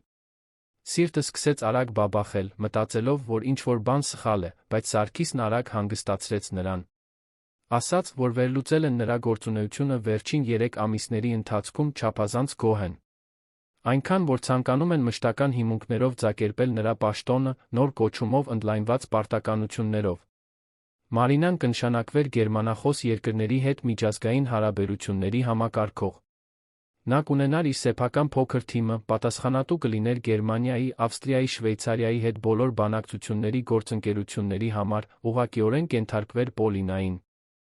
Աշխատավարձը կրկին կբարձրացվեր, արտացոլելով նոր պարտականությունները։ Դա նշանակալի պաշտոնի բարձրացում էր, հատկապես հաշվի առնելով, որ նա գործադիր ընկերությունում ընդամենը 3 ամիս էր։ Մարինան հազիվ կարողացավ ընկալել տեղեկատվությունը։ Համակարգող։ Ինքը, ով մի քանի ամիս առաջ մաքրում էր այդ շենքի հատակները, այժմ կունենար համակարգողի կոչում, սեփական թիմ, ռազմավարական պարտականություններ։ Խեղդված ձայնով շնորհակալություն հայտնեց, խոստանալով չհիասթափեցնել իր վրա դրված վստահությունը։ Սարգիսը ժպտաց ասաց, որ կասկած չունի, որ նա կշարունակի գերազանցել սպասելիքները։ Երբ դուրս եկավ այդ հանդիպումից, Մարինան ստիպված էր մի պահ նստել միջանցքի նստարանին։ Նայեց շուրջ բոլորը, այն նույն տարածքին, որը անթիվ անգամներ մաքրել էր, զգաց ճնշող հուզմունք։ Խոսքը ոչ միայն մասնագիտական հաջողության մասին էր, այլ այն ամենի, ինչ դա ներկայացնում էր։ Դա վերականգնված արժանապատվության, վերջապես գնահատված խելքի, լուրջ ջանքերով լի մի ամբողջ կյանքի վերջապես արժանի վավերացում ստանալու մասին էր։ Այդ գիշեր Մարինան նորից նստեց խոհանոցի սեղանի մոտ իր գրքերով։ Բայց այժմ դա միայն գերմաներենը չէր։ Դրանք նա համալսարանի գրքեր էին, աշխատանքային փաստաթղթեր, ուսումնական նյութեր։ Փոքրիկ սեղանը ծածկված էր թղթերով, Մարինան նայեց այդ ամենին հոգնածության բավարարվածության խառնուրդով։ Դեռ շատ աշխատանք կար առջում, շատ մարտահրավերներ հաղթահարելու, շատ ուսումնասիրության գիշերներ։ Բայց կյանքում առաջին անգամ Մարինան զգում էր, որ իսկապես իրեն պատկանող մի բան է կառուցում, մի ապագա, որը ինքն էր քանդակում իր սեփական ձեռքերով։ 6 ամիս էր անցել, ինչ Մարինան թողել էր մաքրման սայլակը։ Այժմ նա իր սեփական սենյակն ուներ 23-րդ հարկում, դռան վրա ցուցանակով, որի վրա գրված էր «Միջազգային հարաբերությունների համակարգող»։ Ամեն անգամ, երբ անցնում էր այդ դռան կողքով, տեսնում իր անունն այնտեղ, զգում էր հպարտության անհավատության խառնուրդ։ Դա իրական էր։ Այդ ամենն իրոք իրական էր։ Նրա թիմը փոքր էր, բայց արդյունավետ։ 2 նոր ընդունված օգնականներ, ովքեր օգնում էին նրան փաստաթղթերի կազմակերպման հանդիպումների պլանավորման հարցում։ Մարինան նրանց վերաբերվում էր այն հարգանքով բարությամբ, որը կցանկանար ստանալ, երբ ավելի ցածր պաշտոններում էր։ Հիանալի հիշում էր, թե ինչպես էր անտեսանելի լինել, ինչպես էր իր աշխատանքն անտեսվել, հոգ էր տանում ճանաչելու գնահատելու իր թիմի յուրաքանչյուր ջանք։ Համալսարանը զարմանալիորեն լավ էր ընթանում։ Մարինան գտել էր իր ռիթմը, համատեղելով աշխատանքը, ուսումը անձնական կյանքը մի կարգապահությամբ, որը տպավորում էր նույնիսկ իր դասախոսներին։ Նրա գնահատականները գերազանց էին, նրան հաճախ ընտրում էին աշխատանքներ ներկայացնելու կամ ուսումնական խմբեր ղեկավարելու համար։ Ավելի երիտասարդ համակուրսեցիներն ի սկզբանե նրան հետաքրքրությամբ էին նայում, բայց շուտով սկսեցին հարգել նրան այն հասունության գործնական փորձի համար, որը նա բերում էր ակադեմիական քննարկումներին։ Լիլիթը նույնպես բարգավաճում էր։ Աղջիկն ընտրվել էր տաղանդավոր աշակերտների համար նախատեսված կրթաթոշակային ծրագրի, ինչը ապագայում ավելի լավ համալսարանների դռներ կբացեր։ Նա իր հաջողության մի մասը վերագրում էր մոր օրինակին, ասելով, որ եթե Մարինան կարող է սովորել ամբողջ օրվա աշխատանքից հետո, ինքն անշուշտ կարող է էլ ավելի նվիրվել իր ուսմանը։ Մայր ու աղջիկ սովորություն էին դարձրել շաբաթը մի քանի գիշեր միասին սովորել, յուրաքանչյուրն իր նյութով, բայց կիսելով կենտրոնացման նվիրման այդ տարածքը։ Աշխատանքում Մարինան անընդհատ նոր մարտահրավերների էր բախվում։ Գերմանացի ներդրողների հետ գործընկերությունը զգալիորեն ընդլայնվել էր, այժմ նա համակարգում էր ոչ միայն պայմանագրեր, այլ աշխատակիցների փոխանակումներ, համատեղ ուսուցման ծրագրեր, նույնիսկ երկազգ կորպորատիվ միջոցառումներ։ Յուրաքանչյուր նախագիծ բերում էր իր սեփական բարդությունների շարքը, բայց Մարինան հայտնաբերել էր, որ բնական տաղանդ ունի տարբեր կորպորատիվ մշակույթների միջ կողմնորոշվելու համար։ Մի օր գործընկերներից մեկի գերմանական գլխամասային գրասենյակի հետ տեսակոնֆերանսի ժամանակ Մարինան ստիպված էր միջնորդել մի նուրբ հակամարտություն։ Առաքման ժամկետների շուրջ անհամաձայնություն կար, երկու կողմերն էլ հիասթափվում էին հաղորդակցության դժվարությունից։ Մարինան ոչ միայն թարգմանեց բառերը, այլ բացատրեց յուրաքանչյուր կողմի ակնկալիքների հետում ընկած մշակութային համատեքստերը։ Հայերին բացատրեց, որ գերմանական ճշտապահությունը ոչ միայն արդյունավետության, այլ վստահելիության հարգանքի մասին է։ Գերմանացիներին բացատրեց, որ հայկական ճկունությունը պարտավորությունների բացակայություն չէ, այլ խնդիրներ լուծելու այլ մոտեցում։ Միջնորդությունը հաջողությամբ պսակվեց։ Երկու կողմերն էլ հանդիպումից դուրս եկան փոխադարձ ավելի լավ ըմբռնումով, ձեռք բերվեց մի փոխզիջում, որը բավարարում էր բոլորին։ Գերմանացի տնօրենը անձնական էլեկտրոնային նամակ ուղարկեց Մարինային, շնորհակալություն հայտնելով ոչ միայն անթերի թարգմանության, այլ նրա ցուցաբերած մշակութային զգայունության համար։ Ասաց, որ նա արժեքավոր կամուրջ է երկու ընկերությունների միջ, որ հույս ունի երկար տարիներ աշխատել նրա հետ։ Սարգիսն իմացավ միջադեպի մասին, Մարինային կանչեց զրույցի։ Ասաց, որ տպավորված է ոչ միայն նրա լեզվական հմտություններով, այլ նրա հուզական ինտելեկտով բարդ մշակութային նրբությունները հասկանալու ունակությամբ։ Նշեց, որ ընկերությունը դիտարկում է միջազգային գործունեությունն ընդլայնել այլ եվրոպական երկրներում, հարցրեց, թե արդյոք Մարինան հետաքրքրված կլինի ավելի շատ լեզուներ սովորելով, ի վերջո ավելի լայն միջազգային բաժին համակարգելու համար։ Մարինան զգաց, որ սիրտը սկսում է արագ բաբախել այդ հնարավորությունից։ Ինքը, ով գերմաներեն էր սովորել իր խոհանոցում թաքնված, այժմ պաշտոնապես խրախուսվում էր ընկերության կողմից ընդլայնելու իր լեզվական գիտելիքները։ Պատասխանեց, որ այո, մեծ սիրով կօգտվեր ֆրանսերեն կամ իտալերեն սովորելու հնարավորությունից, Սարգիսը ժպտաց, ասելով, որ ռեսուրսներ կհատկացնի, որպեսզի նա սկսի, հենց որ պատրաստ լինի։ Բայց ամեն ինչ կատարյալ չէր։ Չնայած մասնագիտական հաջողությանը, Մարինան դեռ դիմադրության էր հանդիպում ընկերության որոշ հատվածներում։ Կային 5 գործադիրներ, ովքեր նրա արագ վերելքին կասկածանքով էին նայում, ովքեր նրա ամբողջական ակադեմիական կրթության բացակայությունը համարում էին հիմնարար թերություն, անկախ նրա գործունեությունից։ Նա լսում էր շշուկով մեկնաբանություններ, զգում դժգոհության հայացքներ, նկատում, որ իրեն բացառում են որոշ ոչ պաշտոնական խոսակցություններից, որոնք տեղի էին ունենում երկարամյա գործադիրների միջ։ Հատկապես դժվար միջադեպ տեղի ունեցավ կորպորատիվ ճաշի ժամանակ։ Մարինան նստած էր որոշ գործընկերների հետ, երբ ամենահին տնօրեններից մեկը, դոկտոր Լոն Պետրոսյանը, մեկնաբանություն արեց, թե ինչպես են ընկերության ստանդարտները փոխվել, թե ինչպես այժմ ցանկացած մարդ կարող է հասնել ղեկավար պաշտոնների։ Նա ուղղակիորեն չնշեց Մարինային, բայց մտադրությունը պարզ էր։ Սեղանի շուրջ բոլորն անհարմար զգացին, Մարինան զգաց, որ ծանոթ նվաստացումն այրվում է իր կրծքում։ Բայց այս անգամ նա լուրջ չմնաց։ Հաստատուն, բայց քաղաքավարի ձայնով Մարինան ասաց, որ հպարտ է իր անցած ճանապարհով, որ ավելի շատ է աշխատել, քան այդ սենյակի մարդկանց մեծամասնությունը, հասնելու այնտեղ, որտեղ հիմա է, որ արժանիքը պետք է չափվի արդյունքներով, նվիրումով, ոչ թե ազգանուններով կամ պատերին կախված դիպլոմներով։ Դոկտոր Լոնը կարմրեց, որոշ գործընկերներ հավանության խոսքեր մրմնջացին, խոսակցությունն արագ փոխեց ուղղությունը։ Պոլինան, ով ներկա էր, հետո մոտեցավ Մարինային, գովեց նրա կեցվածքը։ Ասաց, որ հիանում է իրեն պաշտպանելու ունակությամբ, առանց հանգստությունը կորցնելու, որ այդ տեսակի դիմացկունությունն է հենց այն, ինչ անհրաժեշտ է կորպորատիվ աշխարհում հաջողության հասնելու համար։ Մարինան շնորհակալություն հայտնեց, բայց ներսում դեռ զգում էր այդ դատողությունների, այն մարդկանց ծանրությունը, ովքեր երբեք իրեն չէին տեսնի իր ծագումից այն կողմ։ Նույն շաբաթ անսպասելի բան տեղի ունեցավ։ Մարինան հրավեր ստացավ մասնակցելու Հայաստանի-Գերմանիայի միջ բիզնեսի վերաբերյալ միջազգային կոնֆերանսի, որը տեղի էր ունենալու Երևանում։ Ոչ միայն որպես ունկնդիր, այլ որպես բանախոս։ Ցանկանում էին, որ նա խոսի միջազգային գործընկերությունների միջնորդության իր փորձի, այդ բանակցություններում ներգրավված մշակութային լեզվական մարտահրավերների մասին։ Մարինան քարացավ վախից։ Հանրության առջ խոսելն արդեն իսկ վախեցնող էր, բայց խոսել միջազգային կոնֆերանսում գործադիրների, ակադեմիկոսների, փորձագետների առջ անհնար էր թվում։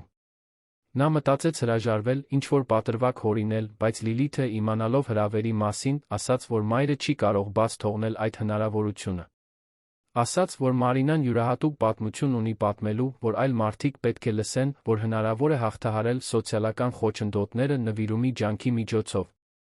Դստեր խրախուսանքով Պոլինայի աջակցությամբ Մարինան ընդունեց հրավերը։ Շաբաթներով պատրաստեց իր ներկայացումը, գրելով, վերագրելով, փորձելով հայելու առջ, հետադարձ կապ խնդրելով գործընկերներից։ Անհանգստությունը մշտական էր, բայց կար նա ոգորության մի կայծ։ Դա իր հնարավորությունն էր ներկայացնելու ոչ միայն իրեն, այլ բոլոր այն մարդկանց, ովքեր թերագնահատված էին իրենց ծագման պատճառով, բոլոր նրանց, ովքեր համարվում էին անտեսանելի, բայց այդքան շատ բան ունեին առաջարկելու։ Կոնֆերանսի օրը եկավ։ Մարինան հագավ իր լավագույն բաճկոնը, այն մեկը, որը գնել էր հատուկ կարևոր առիթների համար, գնաց հյուրանոց, որտեղ տեղի էր ունենալու միջոցառումը։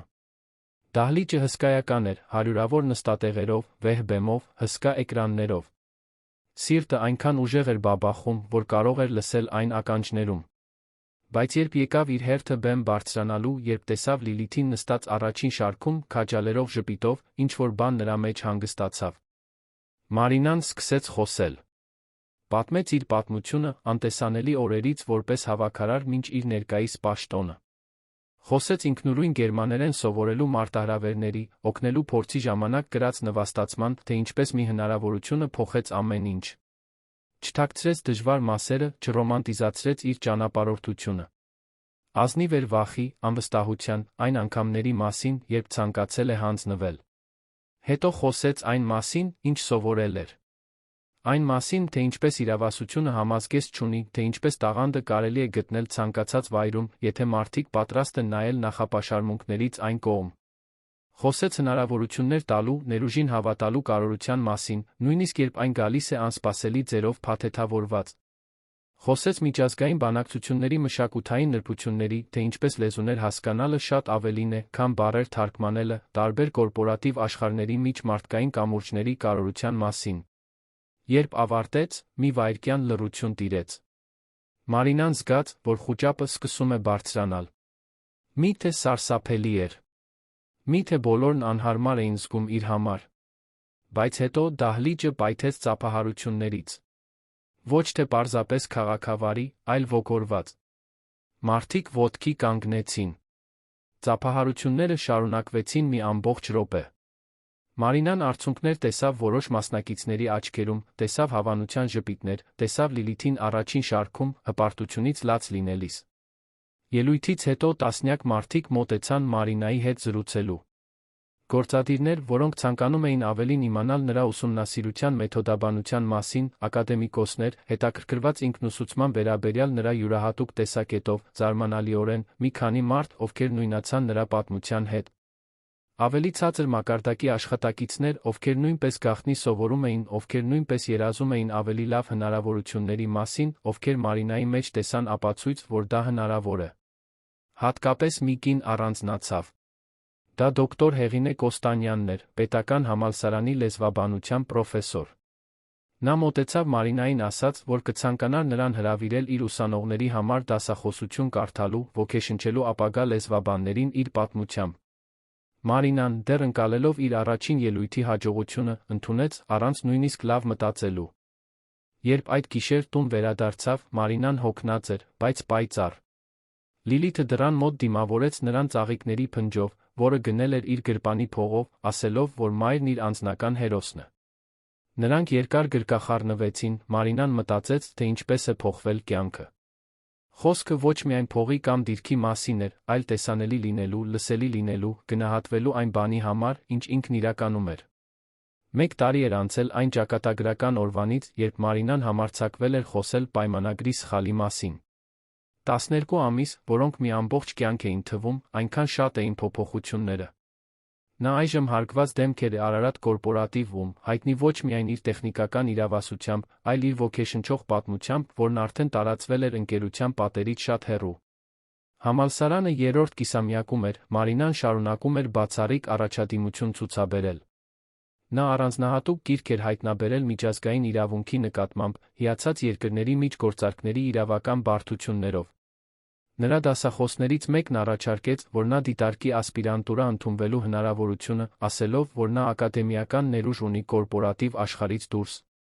Դա մի գաղափար էր, որը Մարինան զգուշորեն պահեց իր մտքի մի անկյունում, ապագայում ուսումնասիրելու համար։ Նրա համակարգած միջազգային բաժինը աճել էր։ Այժմ նա 5 օգնական ուներ իր վերահսկողության տակ, գերմանախոս երկրների հետ գործընկերությունները զգալիորեն ընդլայնվել էին։ Մարինան անձամբ բանակցել էր տասնյակ միլիոնավոր դրամների պայմանագրեր, միշտ այն մանրակրկիտությամբ ուշադրությամբ, որը բնորոշ էր իրեն։ Սարգիսը հաճախ նրան օրինակ էր բերում ղեկավարության հանդիպումներում, նրա հաջողությունը նշելով որպես ապացույց, որ մարդկանց մեջ ներդրում կատարելը, անկախ նրանց ծագումից, միշտ խելացի որոշում է։ Լիլիթը աճել էր ոչ միայն ֆիզիկապես, այլ հասունությամբ, վստահությամբ։ Այժմ 15 տարեկան աղջիկը բացահայտ խոսում էր պետական համալսարանում բժշկություն սովորելու իր երազանքների մասին։ Ուներ գերազանց գնահատականներ, մասնակցում էր իր դպրոցի գիտական նախաձեռնությունների նախագծերին, ցուցաբերում էր նույն վճռականությունը, որը տեսնում էր մոր մեջ։ Երկուսի միջ հարաբերություններն էլ ավելի էին ամրապնդվել, դառնալով ոչ միայն մոր դստեր, այլ ընկերուհիների վստահելի անձանց։ Մարինան սկսել էր ֆրանսերեն սովորել, ինչպես Սարգիսն էր առաջարկել ամիսներ առաջ։ Հայտնաբերեց, որ երկրորդ օտար լեզու սովորելն ավելի հեշտ է, քան առաջինը, այժմ, երբ ավելի լավ էր հասկանում լեզուների ուսուցման մեխանիզմները։ 6 ամսում արդեն կարողանում էր կարդալ միջին մակարդակի տեքստեր, պահպանել հիմնական խոսակցություններ։ Ընկերությունը դիտարկում էր գործընկերություններն ընդլայնել Ֆրանսիայում, Բելգիայում, Մարինան բնականաբար կլիներ ընտրությունը այդ բանակցությունները համակարգելու համար, երբ ժամանակը գա։ Բայց հաջողությունը նա անսպասելի մարտահրավերներ բերեց։ Մարինան հայտնաբերեց, որ որքան բարձր էր բարձրանում, այնքան ավելի բաց էր դառնում։ Նրա որոշումները քննվում էին, սխալները մեծացվում, ծագումը անընդհատ հիշեցվում նրանց կողմից, ովքեր դեռ չէին ընդունում նրա ներկայությունը ղեկավար պաշտոններում։ Կային օրեր, երբ հոգնած էր զգում ոչ թե բուն աշխատանքից, այլ անընդհատ ապացուցելու ջանքերից, որ արժանի է այնտեղ լինելու։ Հատկապես դժվար միջադեպ տեղի ունեցավ նոր գերմանացի գործընկերոջ հետ բանակցության ժամանակ։ Այցելու ընկերության գործադիր տնօրենը արամարական մեկնաբանություններ արեց, երբ իմացավ Մարինայի անցած ճանապարհի մասին, նրան վերաբերվելով որպես հետաքրքրության, այլ ոչ թե որակյալ մասնագետի։ Պոլինան, ներկա լինելով հանդիպմանը, վճռականորեն միջամտեց, պարզ հասկացնելով, որ Մարինան Արարատ կորպորատիվի ամենաիրավասու մասնագետներից մեկն է, որ նրան կվերաբերվեն պատշաճ հարգանքով։ Մթնոլորտը լարվեց, բայց գերմանացին նահանջեց, անհարմար զգալով։ Այդ հանդիպումից հետո Մարինան Պոլինան երկար զրույց ունեցան։ Պոլինան ասաց, որ ցավոք դասակարգային նախապաշարմունքը մի բան է, որին Մարինան ստիպված կլինի բախվել իր կարիերայի մնացած մասում, որ միշտ կլինեն մարդիկ, ովքեր կդատեն նրան իր ծագման, այլ ոչ թե իր նվաճումների համար։ Բայց նա ասաց, որ Մարինան ունի մի բան, որը շատ գործադիրներ երբեք չեն ունենա՝ յուրահատուկ տեսակետ, անկեղծ կարեկցանք, անպարտելի աշխատանքային էթիկա։ Այդ որակները երկարաժամկետ հեռանկարում ավելին արժեն, քան ցանկացած դիպլոմ կամ ազգանուն։ Նույն ժամանակահատվածում Մարինան անսպասելի նորություն ստացավ։ Անահիտը, ընդունարանի աշխատակցուհին, ով միշտ բարի էր եղել նրա հետ, աշխատանքից ազատվել էր, մեկ այլ մարզ տեղափոխվելու համար։ Գնալուց առաջ նա մոտեցավ Մարինային իր սենյակում։ Ասաց, որ միշտ հիացել է, թե ինչպես է Մարինան բոլոր մարդկանց վերաբերվում հավասար հարգանքով, անկախ նրանց դիրքերից։ Որ Մարինայի ճանապարհորդությունը տեսնել է իրեն քաջություն է տվել փնտրելու սեփական հնարավորությունները։ Նրանք գրկախառնվեցին, երկու կանայք, ովքեր կիսել էին մարդկայնության փոքրիկ պահեր մի միջավայրում, որը հաճախ գերադասում էր հիերարխիաները մարդկանցից։ Անահիտի հետ զրույցը Մարինային ստիպեց մտածել իր դերի մասին, իր ուղղակի աշխատանքից դուրս։ Նա դարձել էր, կամա թե ակամա, խորհրդանիշ այլ աշխատակիցների համար, ովքեր նմանատիպ դիրքերում էին, ինչպես ինքն էր նախկինում։ Անընդհատ էլեկտրոնային նամակներ էր ստանում մաքրման թիմի, անվտանգության անձնակազմի, սպասարկողների կողմից, բոլորը կիսվում էին իրենց սեփական երազանքներով, գաղտնի ուսումնասիրություններով, խորհուրդներ փնտրում կամ պարզապես ցանկանում էին ասել, որ նա ոգեշնչում է։ Մարինան որոշեց ինչ-որ բան անել դրա հետ։ Սարգսին առաջարկեց ստեղծել ներքին զարգացման ծրագիր, որտեղ բոլոր մակարդակների աշխատակիցները կարող էին մուտք ունենալ դասընթացների, թրեյնինգների, մենթորության, նոր հմտություններ զարգացնելու համար։ Դա պաշտոնի բարձրացման երաշխիք չէր լինի, բայց հնարավորություն կլիներ նրանց համար, ովքեր, ինչպես ինքը, պատրաստ էին քրտնաջան աշխատել, աճելու համար։ Սարգիսը հիացավ գաղափարով անմիջապես հաստատեց։ Ծրագիրը կկոչվեր «Կամուրջներ», խորհրդանշելով ընկերության տարբեր հիերարխիկ մակարդակների միջ կապը։ «Կամուրջներ» ծրագրի մեկնարկը նշանակալի իրադարձություն էր։ Մարինան գլխավոր բանախոսն էր, կրկին պատմելով իր պատմությունը, բայց այս անգամ Արարատ կորպորատիվի սեփական աշխատակիցներից բաղկացած լսարանի համար։ Խոսեց հնարավորությունների, գաղտնի սովորելու, մեծ երազելուց չամաչելու մասին, անկախ նրանից, թե որտեղից է սկսում։ Արդյունքներ տեսավ շատ ներկաների աչքերում, տեսավ հույսի բռնկում դեմքերին, որոնք նախկինում հաշտված էին թվում։ Հաջորդ շաբաթների ընթացքում հարյուրավոր աշխատակիցներ գրանցվեցին ծրագրին։ Մարինան անձամբ համակարգում էր մենթորությունները, կապելով ներուժ ունեցող մարդկանց մասնագետների հետ, ովքեր պատրաստ էին նրանց ուղղորդել։ Նա ճնշում գործադրեց մարդկային ռեսուրսների բաժնի վրա, ներդնելու ավելի արդար ներքին հավաքագրման գործընթացներ, որտեղ իրավասությունը կգնահատվեր պաշտոնական հավատարմագրերից բարձր։ Սարգիսն աջակցում էր բոլոր նախաձեռնություններին, ասելով, որ Մարինան օգնում է ընկերությանը դառնալ ոչ միայն ավելի շահութաբեր, այլ ավելի մարդկային։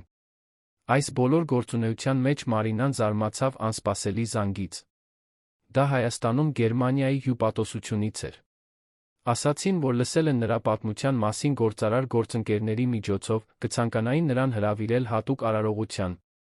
Գերմանիայի կառավարությունը նրան շնորհում էր մշակութային վաստակի մրցանակ, պատվավոր կոչում, որը տրվում է մարդկանց, ովքեր մշակութային կամուրջներ են ստեղծում Գերմանիայի այլ երկրների մեջ։ Մարինան հազիվ էր հավատում։ Դա միջազգային պատիվ էր, մի բան, որը լիովին գերազանցում էր նրա ամենահամարձակ երազանքները։ Արարողությունը տեղի ունեցավ հյուպատոսությունում դիվանագետների, գործարարների մշակութային ներկայացուցիչների ներկայությամբ։ Մարինան իր հետ տարել էր Լիլիթին, ով փայլում էր առիթի համար նոր զգեստով։ Երբ նրա անունը հնչեց, նա ստացավ վկայականն ու մեդալը, Մարինան նայեց լսարանին, տեսավ Սարգսին, հպարտորեն ժպտալիս, Պոլինային, արցունքներն աչքերին, ընկերության մի քանի գործընկերների, ովքեր եկել էին աջակցելու, իհարկե, Լիլիթին առաջին շարքում, ամեն ինչ հեռախոսով նկարահանելիս։ Գերմանիայի հյուպատոսը ելույթ ունեցավ Մարինայի մասին, խոսելով, թե ինչպես է նա ներկայացնում միջմշակութային ուսուցման նվիրումի լավագույնը, թե ինչպես է նրա պատմությունը ոգեշնչում ոչ միայն հայերին, այլ գերմանացիներին, գնահատելու մարդկային կամուրջները միջազգային բիզնում։ Ասաց, որ նա ապացույց է, որ լեզվի իրական իմացությունը քերականությունից այն կողմ է, հասնելով խորը մշակութային ըմբռնման։ Այդ գիշեր, տուն վերադառնալով մեդալը պայուսակում, Մարինան Լիլիթը խոսեցին իրենց ունեցած զարմանալի օրվա մասին։ Լիլիթն ասաց, որ հավերժ կպահի այդ օրը հիշողության մեջ, որ կպատմի իր ապագա երեխաներին տատիկի մասին, ով սկսել է որպես հավաքարար ավարտել, ստանալով միջազգային պարգներ։ Մարինան ծիծաղեց, բայց ներսում խորը հուզմունք էր զգում։ Խոսքը մեդալի կամ հանրային ճանաչման մասին չէր, այլ այն բանի, ինչ դա ներկայացնում էր։ Դա իր ջանքերի արժեքի, իր ճանապարհորդության իմաստի վերջնական վավերացումն էր։ Բայց գուցե այդ ամբողջ ժամանակաշրջանի ամենանշանակալի պահը մի պատահական հանդիպում էր, որը տեղի ունեցավ մի քանի շաբաթ անց։ Մարինան Լիլիթի հետ արտրի կենտրոնում էր, երբ տեսավ մի ծանոթ դեմք։ Դա հին մաքրման թիմի կանանցից մեկն էր, մեկը, ում հետ տարիներ շարունակ աշխատել էր։ Կինն անմիջապես ճանաչեց նրան, ամաչելով մոտեցավ։ Ասաց, որ գրանցվել է կամուրջներ ծրագրին, որ ընկերության հովանավորությամբ անգլերենի դասընթաց է անցնում, որ կյանքում առաջին անգամ զգում է, որ ավելից այն կողմ ապագա ունի։ Նրա աչքերը փայլում էին նույն հույսով, որը Մարինան հիշում էր զգացել, երբ գտել էր գերմաներենի այդ առաջին գիրքը։ Նրանք մի քանի րոպե խոսեցին, Մարինան քաջալերում էր նրան առաջարկում օգնել, ինչով անհրաժեշտ լինի։ Երբ կինը հրաժեշտ տվեց գնաց իր ճանապարհով, Լիլիթը մեկնաբանեց, որ պետք է հիանալի լինի մարդկանց կյանքի վրա այդպիսի ազդեցություն ունենալը։ Մարինան համաձայնեց, բայց ներսում մտածում էր ավելի խորը բանի մասին։ Նա ամբողջությամբ չէր փոխել համակարգը, չէր վերացրել սոցիալական անարդարությունները կամ վերացրել նախապաշարմունքները։ Բայց նա բացել էր մի դուռ, ստեղծել էր մի հնարավորություն, ցույց էր տվել, որ տարբեր ուղիներ հնարավոր են։ Եվ գուցե, ի վերջո, հենց դա էր, ինչ մարդը կարող էր անել։ Ստեղծել հնարավորություններ։ 2 տարի անց այն ճակատագրական առավոտից, երբ Մարինան փորձել էր զգուշացնել պայմանագրի սխալի մասին, նա նստած էր իր սենյակում, պատուհանից նայելով Մաշտոցի պողոտային։ Աշնանային անձրոտ կեսօր էր, քաղաքը տարածվում էր նրա առջ իր ողջ քաոսային գեղեցիկ բարդությամբ։ Այդ տեսարանում ինչ-որ բանաստեղծական բան կար, մտածեց Մարինան։ Ճիշտ այնպես, ինչպես քաղաքը պարունակում էր բազմաթիվ համակեցող իրականություններ, ինքն այժմ ապրում էր մի իրականության մեջ, որը երբեք չէր պատկերացրել, թե հնարավոր է։ Համալսարանն ավարտվում էր։ Մարինան կավարտեր 6 ամսից, գերազանցությամբ մի բան, որը հպարտությամբ կլցներ ցանկացած ուսանողի, բայց որը նրա համար էլ ավելի խորը իմաստ ուներ։ Նա կլիներ իր ընտանիքի առաջին մարդը, ով համալսարանական դիպլոմ կունենար, առաջինը, ով կխախտեր ֆիզիկական աշխատանքով սահմանափակված սերունդների շղթան, ոչ թե խելքի պակասի, այլ հնարավորության բացակայության պատճառով։ Նրա համակարգման տակ գտնվող միջազգային բաժինը դարձել էր Արարատ կորպորատիվ-ի ամենաշահութաբերներից մեկը։ Գերմանախոս երկրների հետ գործընկերությունները բազմապատկվել էին, այժմ Մարինան նա սկսում էր համակարգել բանակցություններ ֆրանսերենով, իր երրորդ լեզվով։ Ծրագրեր կային ընդլայնվելու Իտալիայում, Իսպանիայում, Մարինան արդեն մտածում էր հաջորդ տարի իտալերեն սովորել սկսելու մասին։ Լիլիթը ավագ դպրոցի վերջին տարում էր, պատրաստվելով բժշկականի ընդունելության քննություններին։ Աղջիկը դարձել էր փայլուն աշակերտուհի, գնահատականներով, որոնք կերաշխավորեին նրա ընդունելությունը լավ համալսարաններ։ Ավելի կարևորը, նա զարգացրել էր նույն աշխատանքային էթիկան վճռականությունը, որը տեսնում էր մոր մեջ։ Մարինան հաճախ մտածում էր, որ ամենամեծ ժառանգությունը, որ կարող էր թողնել, ոչ թե իր մասնագիտական նվաճումներն են, այլ դստերը ցույց տալը, որ սոցիալական սահմանները պատրանքներ են, որոնք կարելի է մարտահրավեր նետել։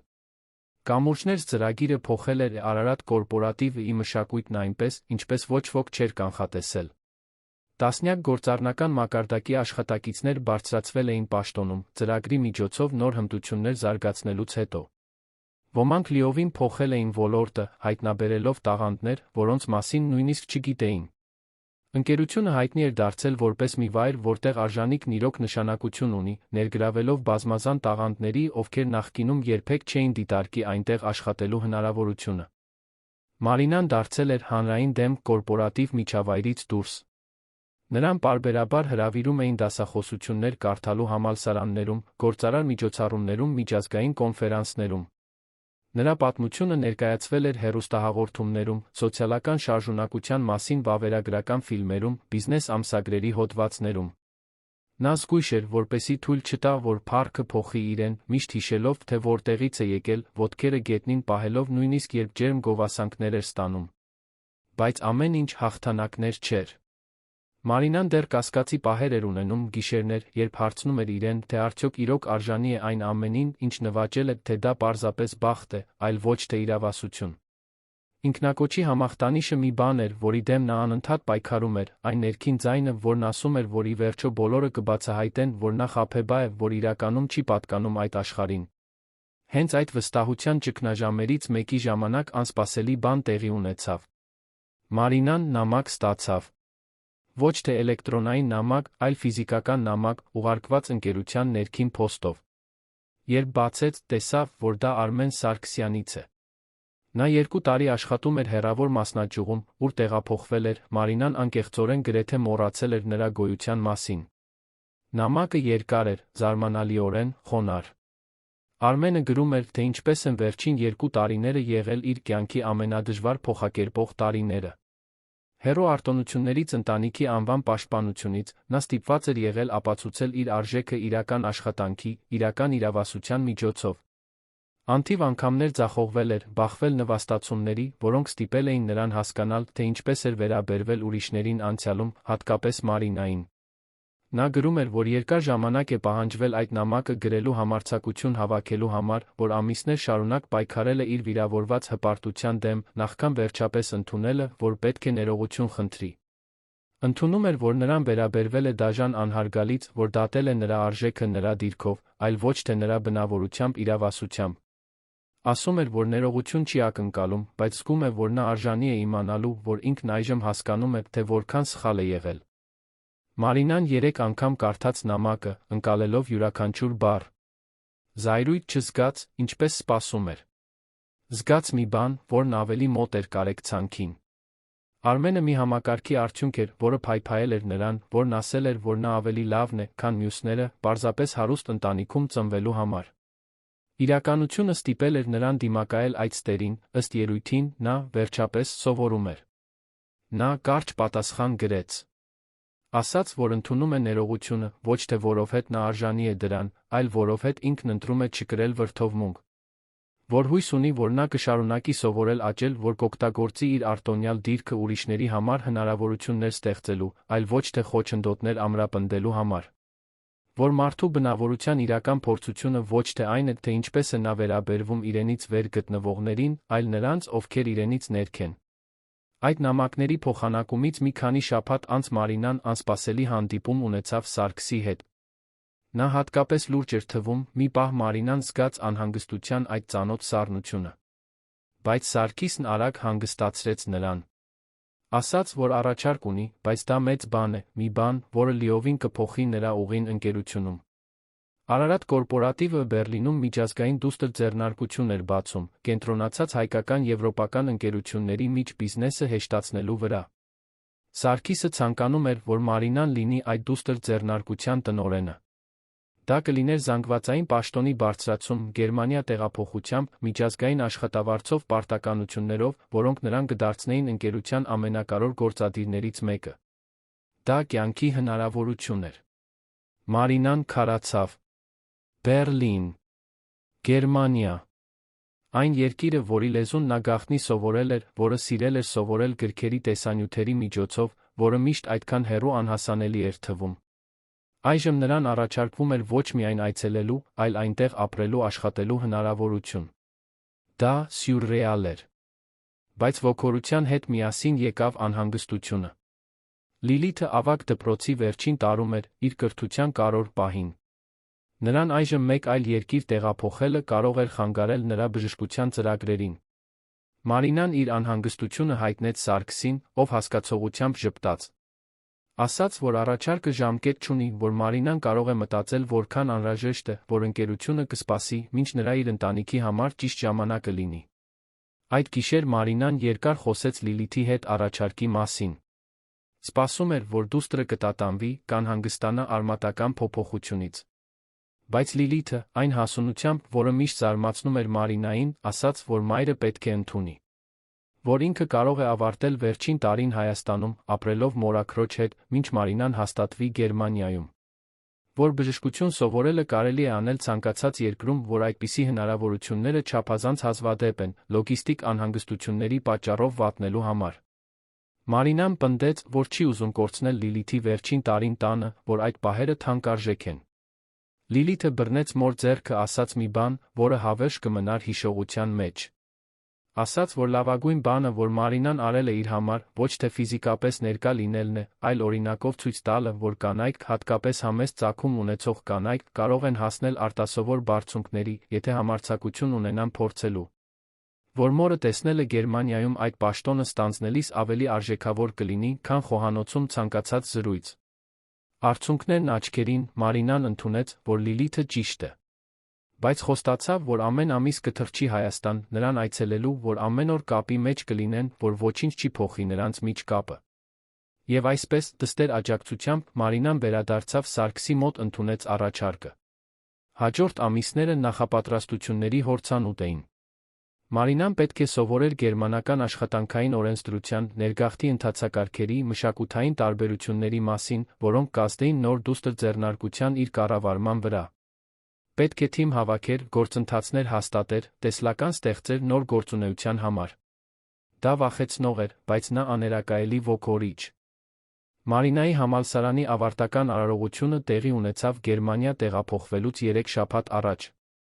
Լիլիթն այնտեղ էր, ինչպես նա Սարգիսը, Պոլինան շատ աշխատանքային համալսարանական գործընկերներ։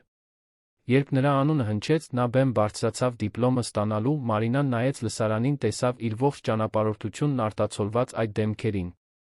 Հավաքարարից, միջազգային բիզնեսի կառավարման շրջանավարտ։ Անտեսանելիից, անհնարին անտեսելու։ Ավարտական ելույթում Մարինան ընտրվել էր ներկայացնելու իր կուրսը։ Խոսեց երկրորդ հնարավորությունների, այն մասին, թե երբեք ուշ չէ սովորելու համար, թե ինչպես կրթությունը իրավունք է, որը պետք է հասանելի լինի բոլորին, անկախ ծագումից կամ տարիքից։ Խոսեց երախտագիտության, այն մարդկանց մասին, ովքեր հավատացին իրեն, երբ ինքը հազիվ էր հավատում իրեն։ Եվ խոսեց պատասխանատվության ստացած հնարավորություններն օգտագործելու ոչ միայն անձնական աճի, այլ ուրիշների համար դռներ բացելու մասին։ Երբ Մարինան ավարտեց իր ելույթը, լսարանը ոտքի կանգնեց ծափահարություններով։ Եվ նա տեսավ ծանոթ դեմքերի մեջ խառնված մի քանի մարդ, որոնց չէր ճանաչում, բայց որոնք կրում էին նույնականացման այդ հայացքը, այն արտահայտությունը, որով մարդը տեսնում է իր սեփական պայքարն արտացոլված ուրիշի պատմության մեջ։ Նրանք սպասարկողներ էին, անվտանգության աշխատակիցներ, վարորդներ, համազգեստով մարդիկ, որոնք ցույց էին տալիս գործառնական պաշտոններ, բոլորն այնտեղ տեսնելու իրենց նման մեկին համալսարանական դիպլոմ ստանալիս։ 3 տարի էր անցել, ինչ Մարինան տեղափոխվել էր Բեռլին։ Նա իր գրասենյակում էր Արարատ կորպորատիվ իդուստր ձեռնարկությունում, մի էլեգանտ սենյակ, Շպրե գետի տեսարանով, վերանայելով պայմանագրեր ավստրիական ընկերության հետ նոր գործընկերության համար։ Գերմաներենը, որը մի ժամանակ գաղտնի սովորել էր Երանի մի պարզ խոհանոցում, այժմ բնական հոսում էր գործադիր հանդիպումներում, բարդ բանակցություններում, ամենօրյա խոսակցություններում գործընկերների ընկերների հետ, որոնց ձեռք էր բերել Գերմանիայում։ Դուստր ձեռնարկությունը բարգավաճել էր նրա ղեկավարության ներքո։ 3 տարում նրանք հեշտացրել էին գործընկերություններ, որոնք հարյուրավոր միլիոնավոր եվրոներ էին շարժել հայկական-եվրոպական ընկերությունների միջ։ Մարինան բազմամշակութային թիմ էր հավաքել, բաղկացած հայերից, գերմանացիներից, ավստրիացիներից մի քանի այլ երկրների մարդկանցից, բոլորը միավորված այն համոզմունքով, որ հաջող միջազգային բիզնեսը կախված է իսկական մշակութային կամուրջներից։ Նրա հեղինակությունը զգալիորեն աճել էր եվրոպական կորպորատիվ աշխարհում։ Նրան հաճախ հրավիրում էին միջազգային արտրի ղեկավար պաշտոններում բազմազանության ոչ ավանդական վայրերում տաղանդ փնտրելու կարողության վերաբերյալ պանելային քննարկումների։ Որոշ գերմանական համալսարաններ նույնիսկ դեպքի ուսումնասիրություններ էին ստեղծել նրա ճանապարհորդության մասին, նրա պատմությունն օգտագործելով սոցիալական խոչընդոտների մասնագիտական շարժունակության մասին դասավանդելու համար։ Բայց գուցե այն նվաճումը, որով Մարինան ամենաշատն էր հպարտանում, մասնագիտական չէր։ Անձնական էր։ Լիլիթը գերազանցությամբ ավարտել էր ավագ դպրոցը Հայաստանում, որոշել բժշկական համալսարան ընդունվել հենց Գերմանիայում։ Այժմ նա Հումբոլդտի համալսարանի երկրորդ կուրսում էր, ապրելով Մարինայի հետ Պրենցլաուեր Բերգ թաղամասի մի հարմարավետ բնակարանում։ Մայր ու աղջիկ վերակառուցել էին իրենց առօրյան նոր երկրում, ստեղծելով նոր ծեսեր, պահպանելով այն մտերմությունը, որը միշտ ունեցել են։ Մարինան նայեց իր գրասենյակի պատուհանից ժպտաց, տեսնելով այն քաղաքը, որն այժմ տուն էր կոչում։ Զավեշտական է, մտածեց նա, թե ինչ զարմանալի շրջադարձեր ունի կյանքը։ Այն աղջիկը, ով Երանում հատակներ էր մաքրում, ով գերմաներեն էր սովորում թաքնված, որովհետև ամաչում էր իր երազանքներից, այժմ ապրում աշխատում էր Գերմանիայում, հարգված գնահատված իր հմտությունների համար։ Բջջայինը զանգեց։ Տեսազանգ էր Սարգսից, Հայաստանից։ Մարինան պատասխանեց, տեսավ այն մարդու ծանոթ դեմքը, ով փոխել էր իր կյանքը, իրեն հնարավորություն տալով, երբ ոչ ոք չէր տա։ Նա զանգում էր նորություն հայտնելու։ Կամուրջներս ծրագիրն այնքան էր աճել, որ այլ հայկական ընկերություններ խնդրում էին ներդնել նմանատիպ մոդելներ։ Սարգիսը ցանկանում էր իմանալ, թե արդյոք Մարինան պատրաստ կլինի ծրագրի մասին ձեռնարկ գրել, կիսվելով այն փորձով, որն աշխատել է Արարատ կորպորատիվում։ Մարինան անմիջապես համաձայնեց։ Այն գաղափարը, որ ծրագիրը կարող է տարածվել հնարավորություններ ստեղծելով հարյուրավոր կամ նույնիսկ հազարավոր մարդկանց համար, ովքեր նմանատիպ իրավիճակներում են, ինչպես ինքն էր, չափազանց ոգորիչ էր հրաժարվելու համար։ Սարգիսը ժպտաց ասաց, որ միշտ գիտեր, որ նա տարբերություն կբերի ոչ միայն ընկերության, այլ դրանից դուրս շատ կյանքերի համար։ Զանգից հետո Մարինան նորից նայեց պատուհանին։ Մտածեց իր անցած ճանապարհի, իրեն օգնած մարդկանց, այն դռների մասին, որոնք բացել էր ոչ միայն իր, այլ ուրիշների համար։ Մտածեց, թե ինչպես անտեսանելի հավաքարարը դարձավ միջազգային գործադիր, ոչ թե կախարդանքով, այլ քրտնաջան աշխատանքով, անսասան նվիրումով ավելին արժանի լինելու հավատալու քաջությամբ։ Նա մտածեց այն մարդկանց մասին, ովքեր դեռ անտեսանելի են, լուռ աշխատում են, թաքնված սովորում, երազում հնարավորությունների մասին։ Եվ ինքն իրեն խոստում տվեց, որ կօգտագործի իր դիրքը, իր ձայնը, իր պատմությունը ապահովելու, որ ուրիշները նույնպես իրենց հնարավորություններն ունենան։ Որովհետև եթե իր ճանապարհորդության ընթացքում մի բան սովորել էր, դա այն էր, որ տաղանդը գոյություն ունի ամենուր, բայց հնարավորությունը ոչ։ Եվ նրանք, ովքեր բախտ են ունեցել հնարավորություններ ստանալու, պատասխանատվություն ունեն դրանք ստեղծելու ուրիշների համար։ Այդ գիշեր Մարինան Լիլիթը միասին ընթրեցին իրենց բնակարանում։ Աղջիկը պատմեց բժշկության դասերի մի հետաքրքիր դեպքի մասին, որն ուսումնասիրել էր։ Մարինան կիսվեց կամուրջներս ծրագրի ձեռնարկը գրելու առաջարկի մասին։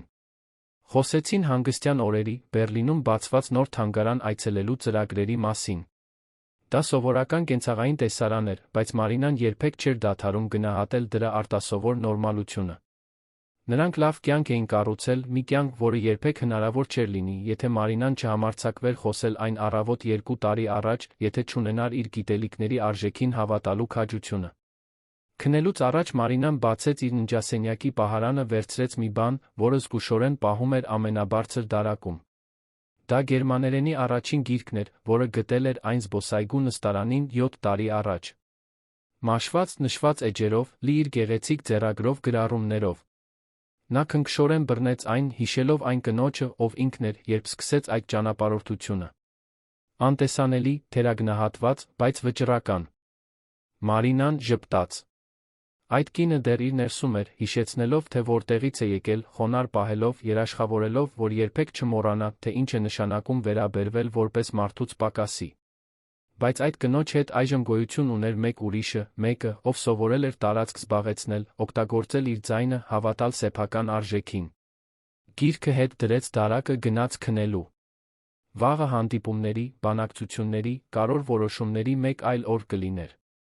Բայց նա կլիներ մի օր, երբ նա կարթնանար, իմանալով, որ իր կյանքն իմաստ ունի, որ իր ճանապարհորդությունը նշանակություն է ունեցել, որ նա ապացուցել է, ամենից առաջ ինքն իրեն, որ խելքը երբեք համազգեստ չի ունեցել։ Մարինան փակեց աչքերը, մտածելով այն արտահայտության մասին, որն Արմենն ասել էր տարիներ առաջ, այն մեկը, որը խորապես նվաստացրել էր իրեն։ Թարգմանությունը խելացի մարդկանց գործ է, ոչ թե հավաքարարի։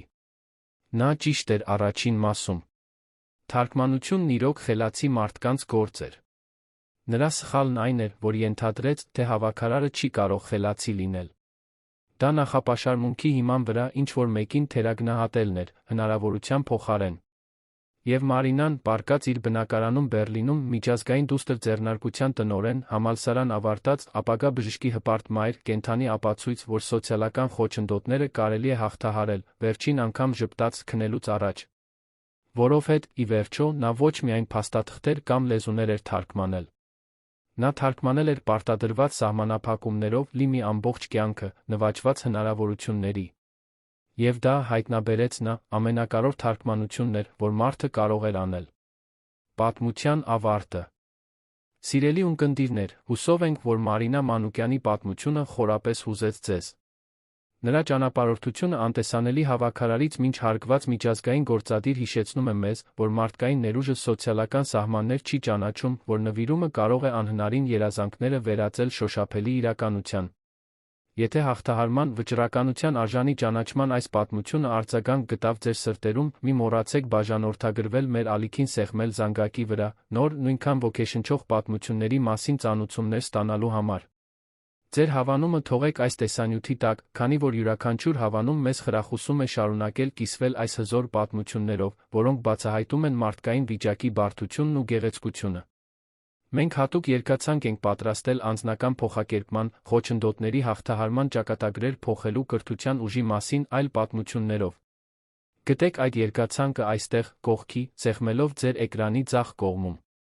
Մեկնաբանություններում պատմեք մեզ, թե Մարինայի պատմության որ մասն է ձեզ ամենաշատը հուզել, արդյոք դուք ճանաչում եք նմանատիպ ճանապարհ անցած մեկին, կամ ինչ թեմաներ կցանկանայիք տեսնել մեր հաջորդ պատմություններում։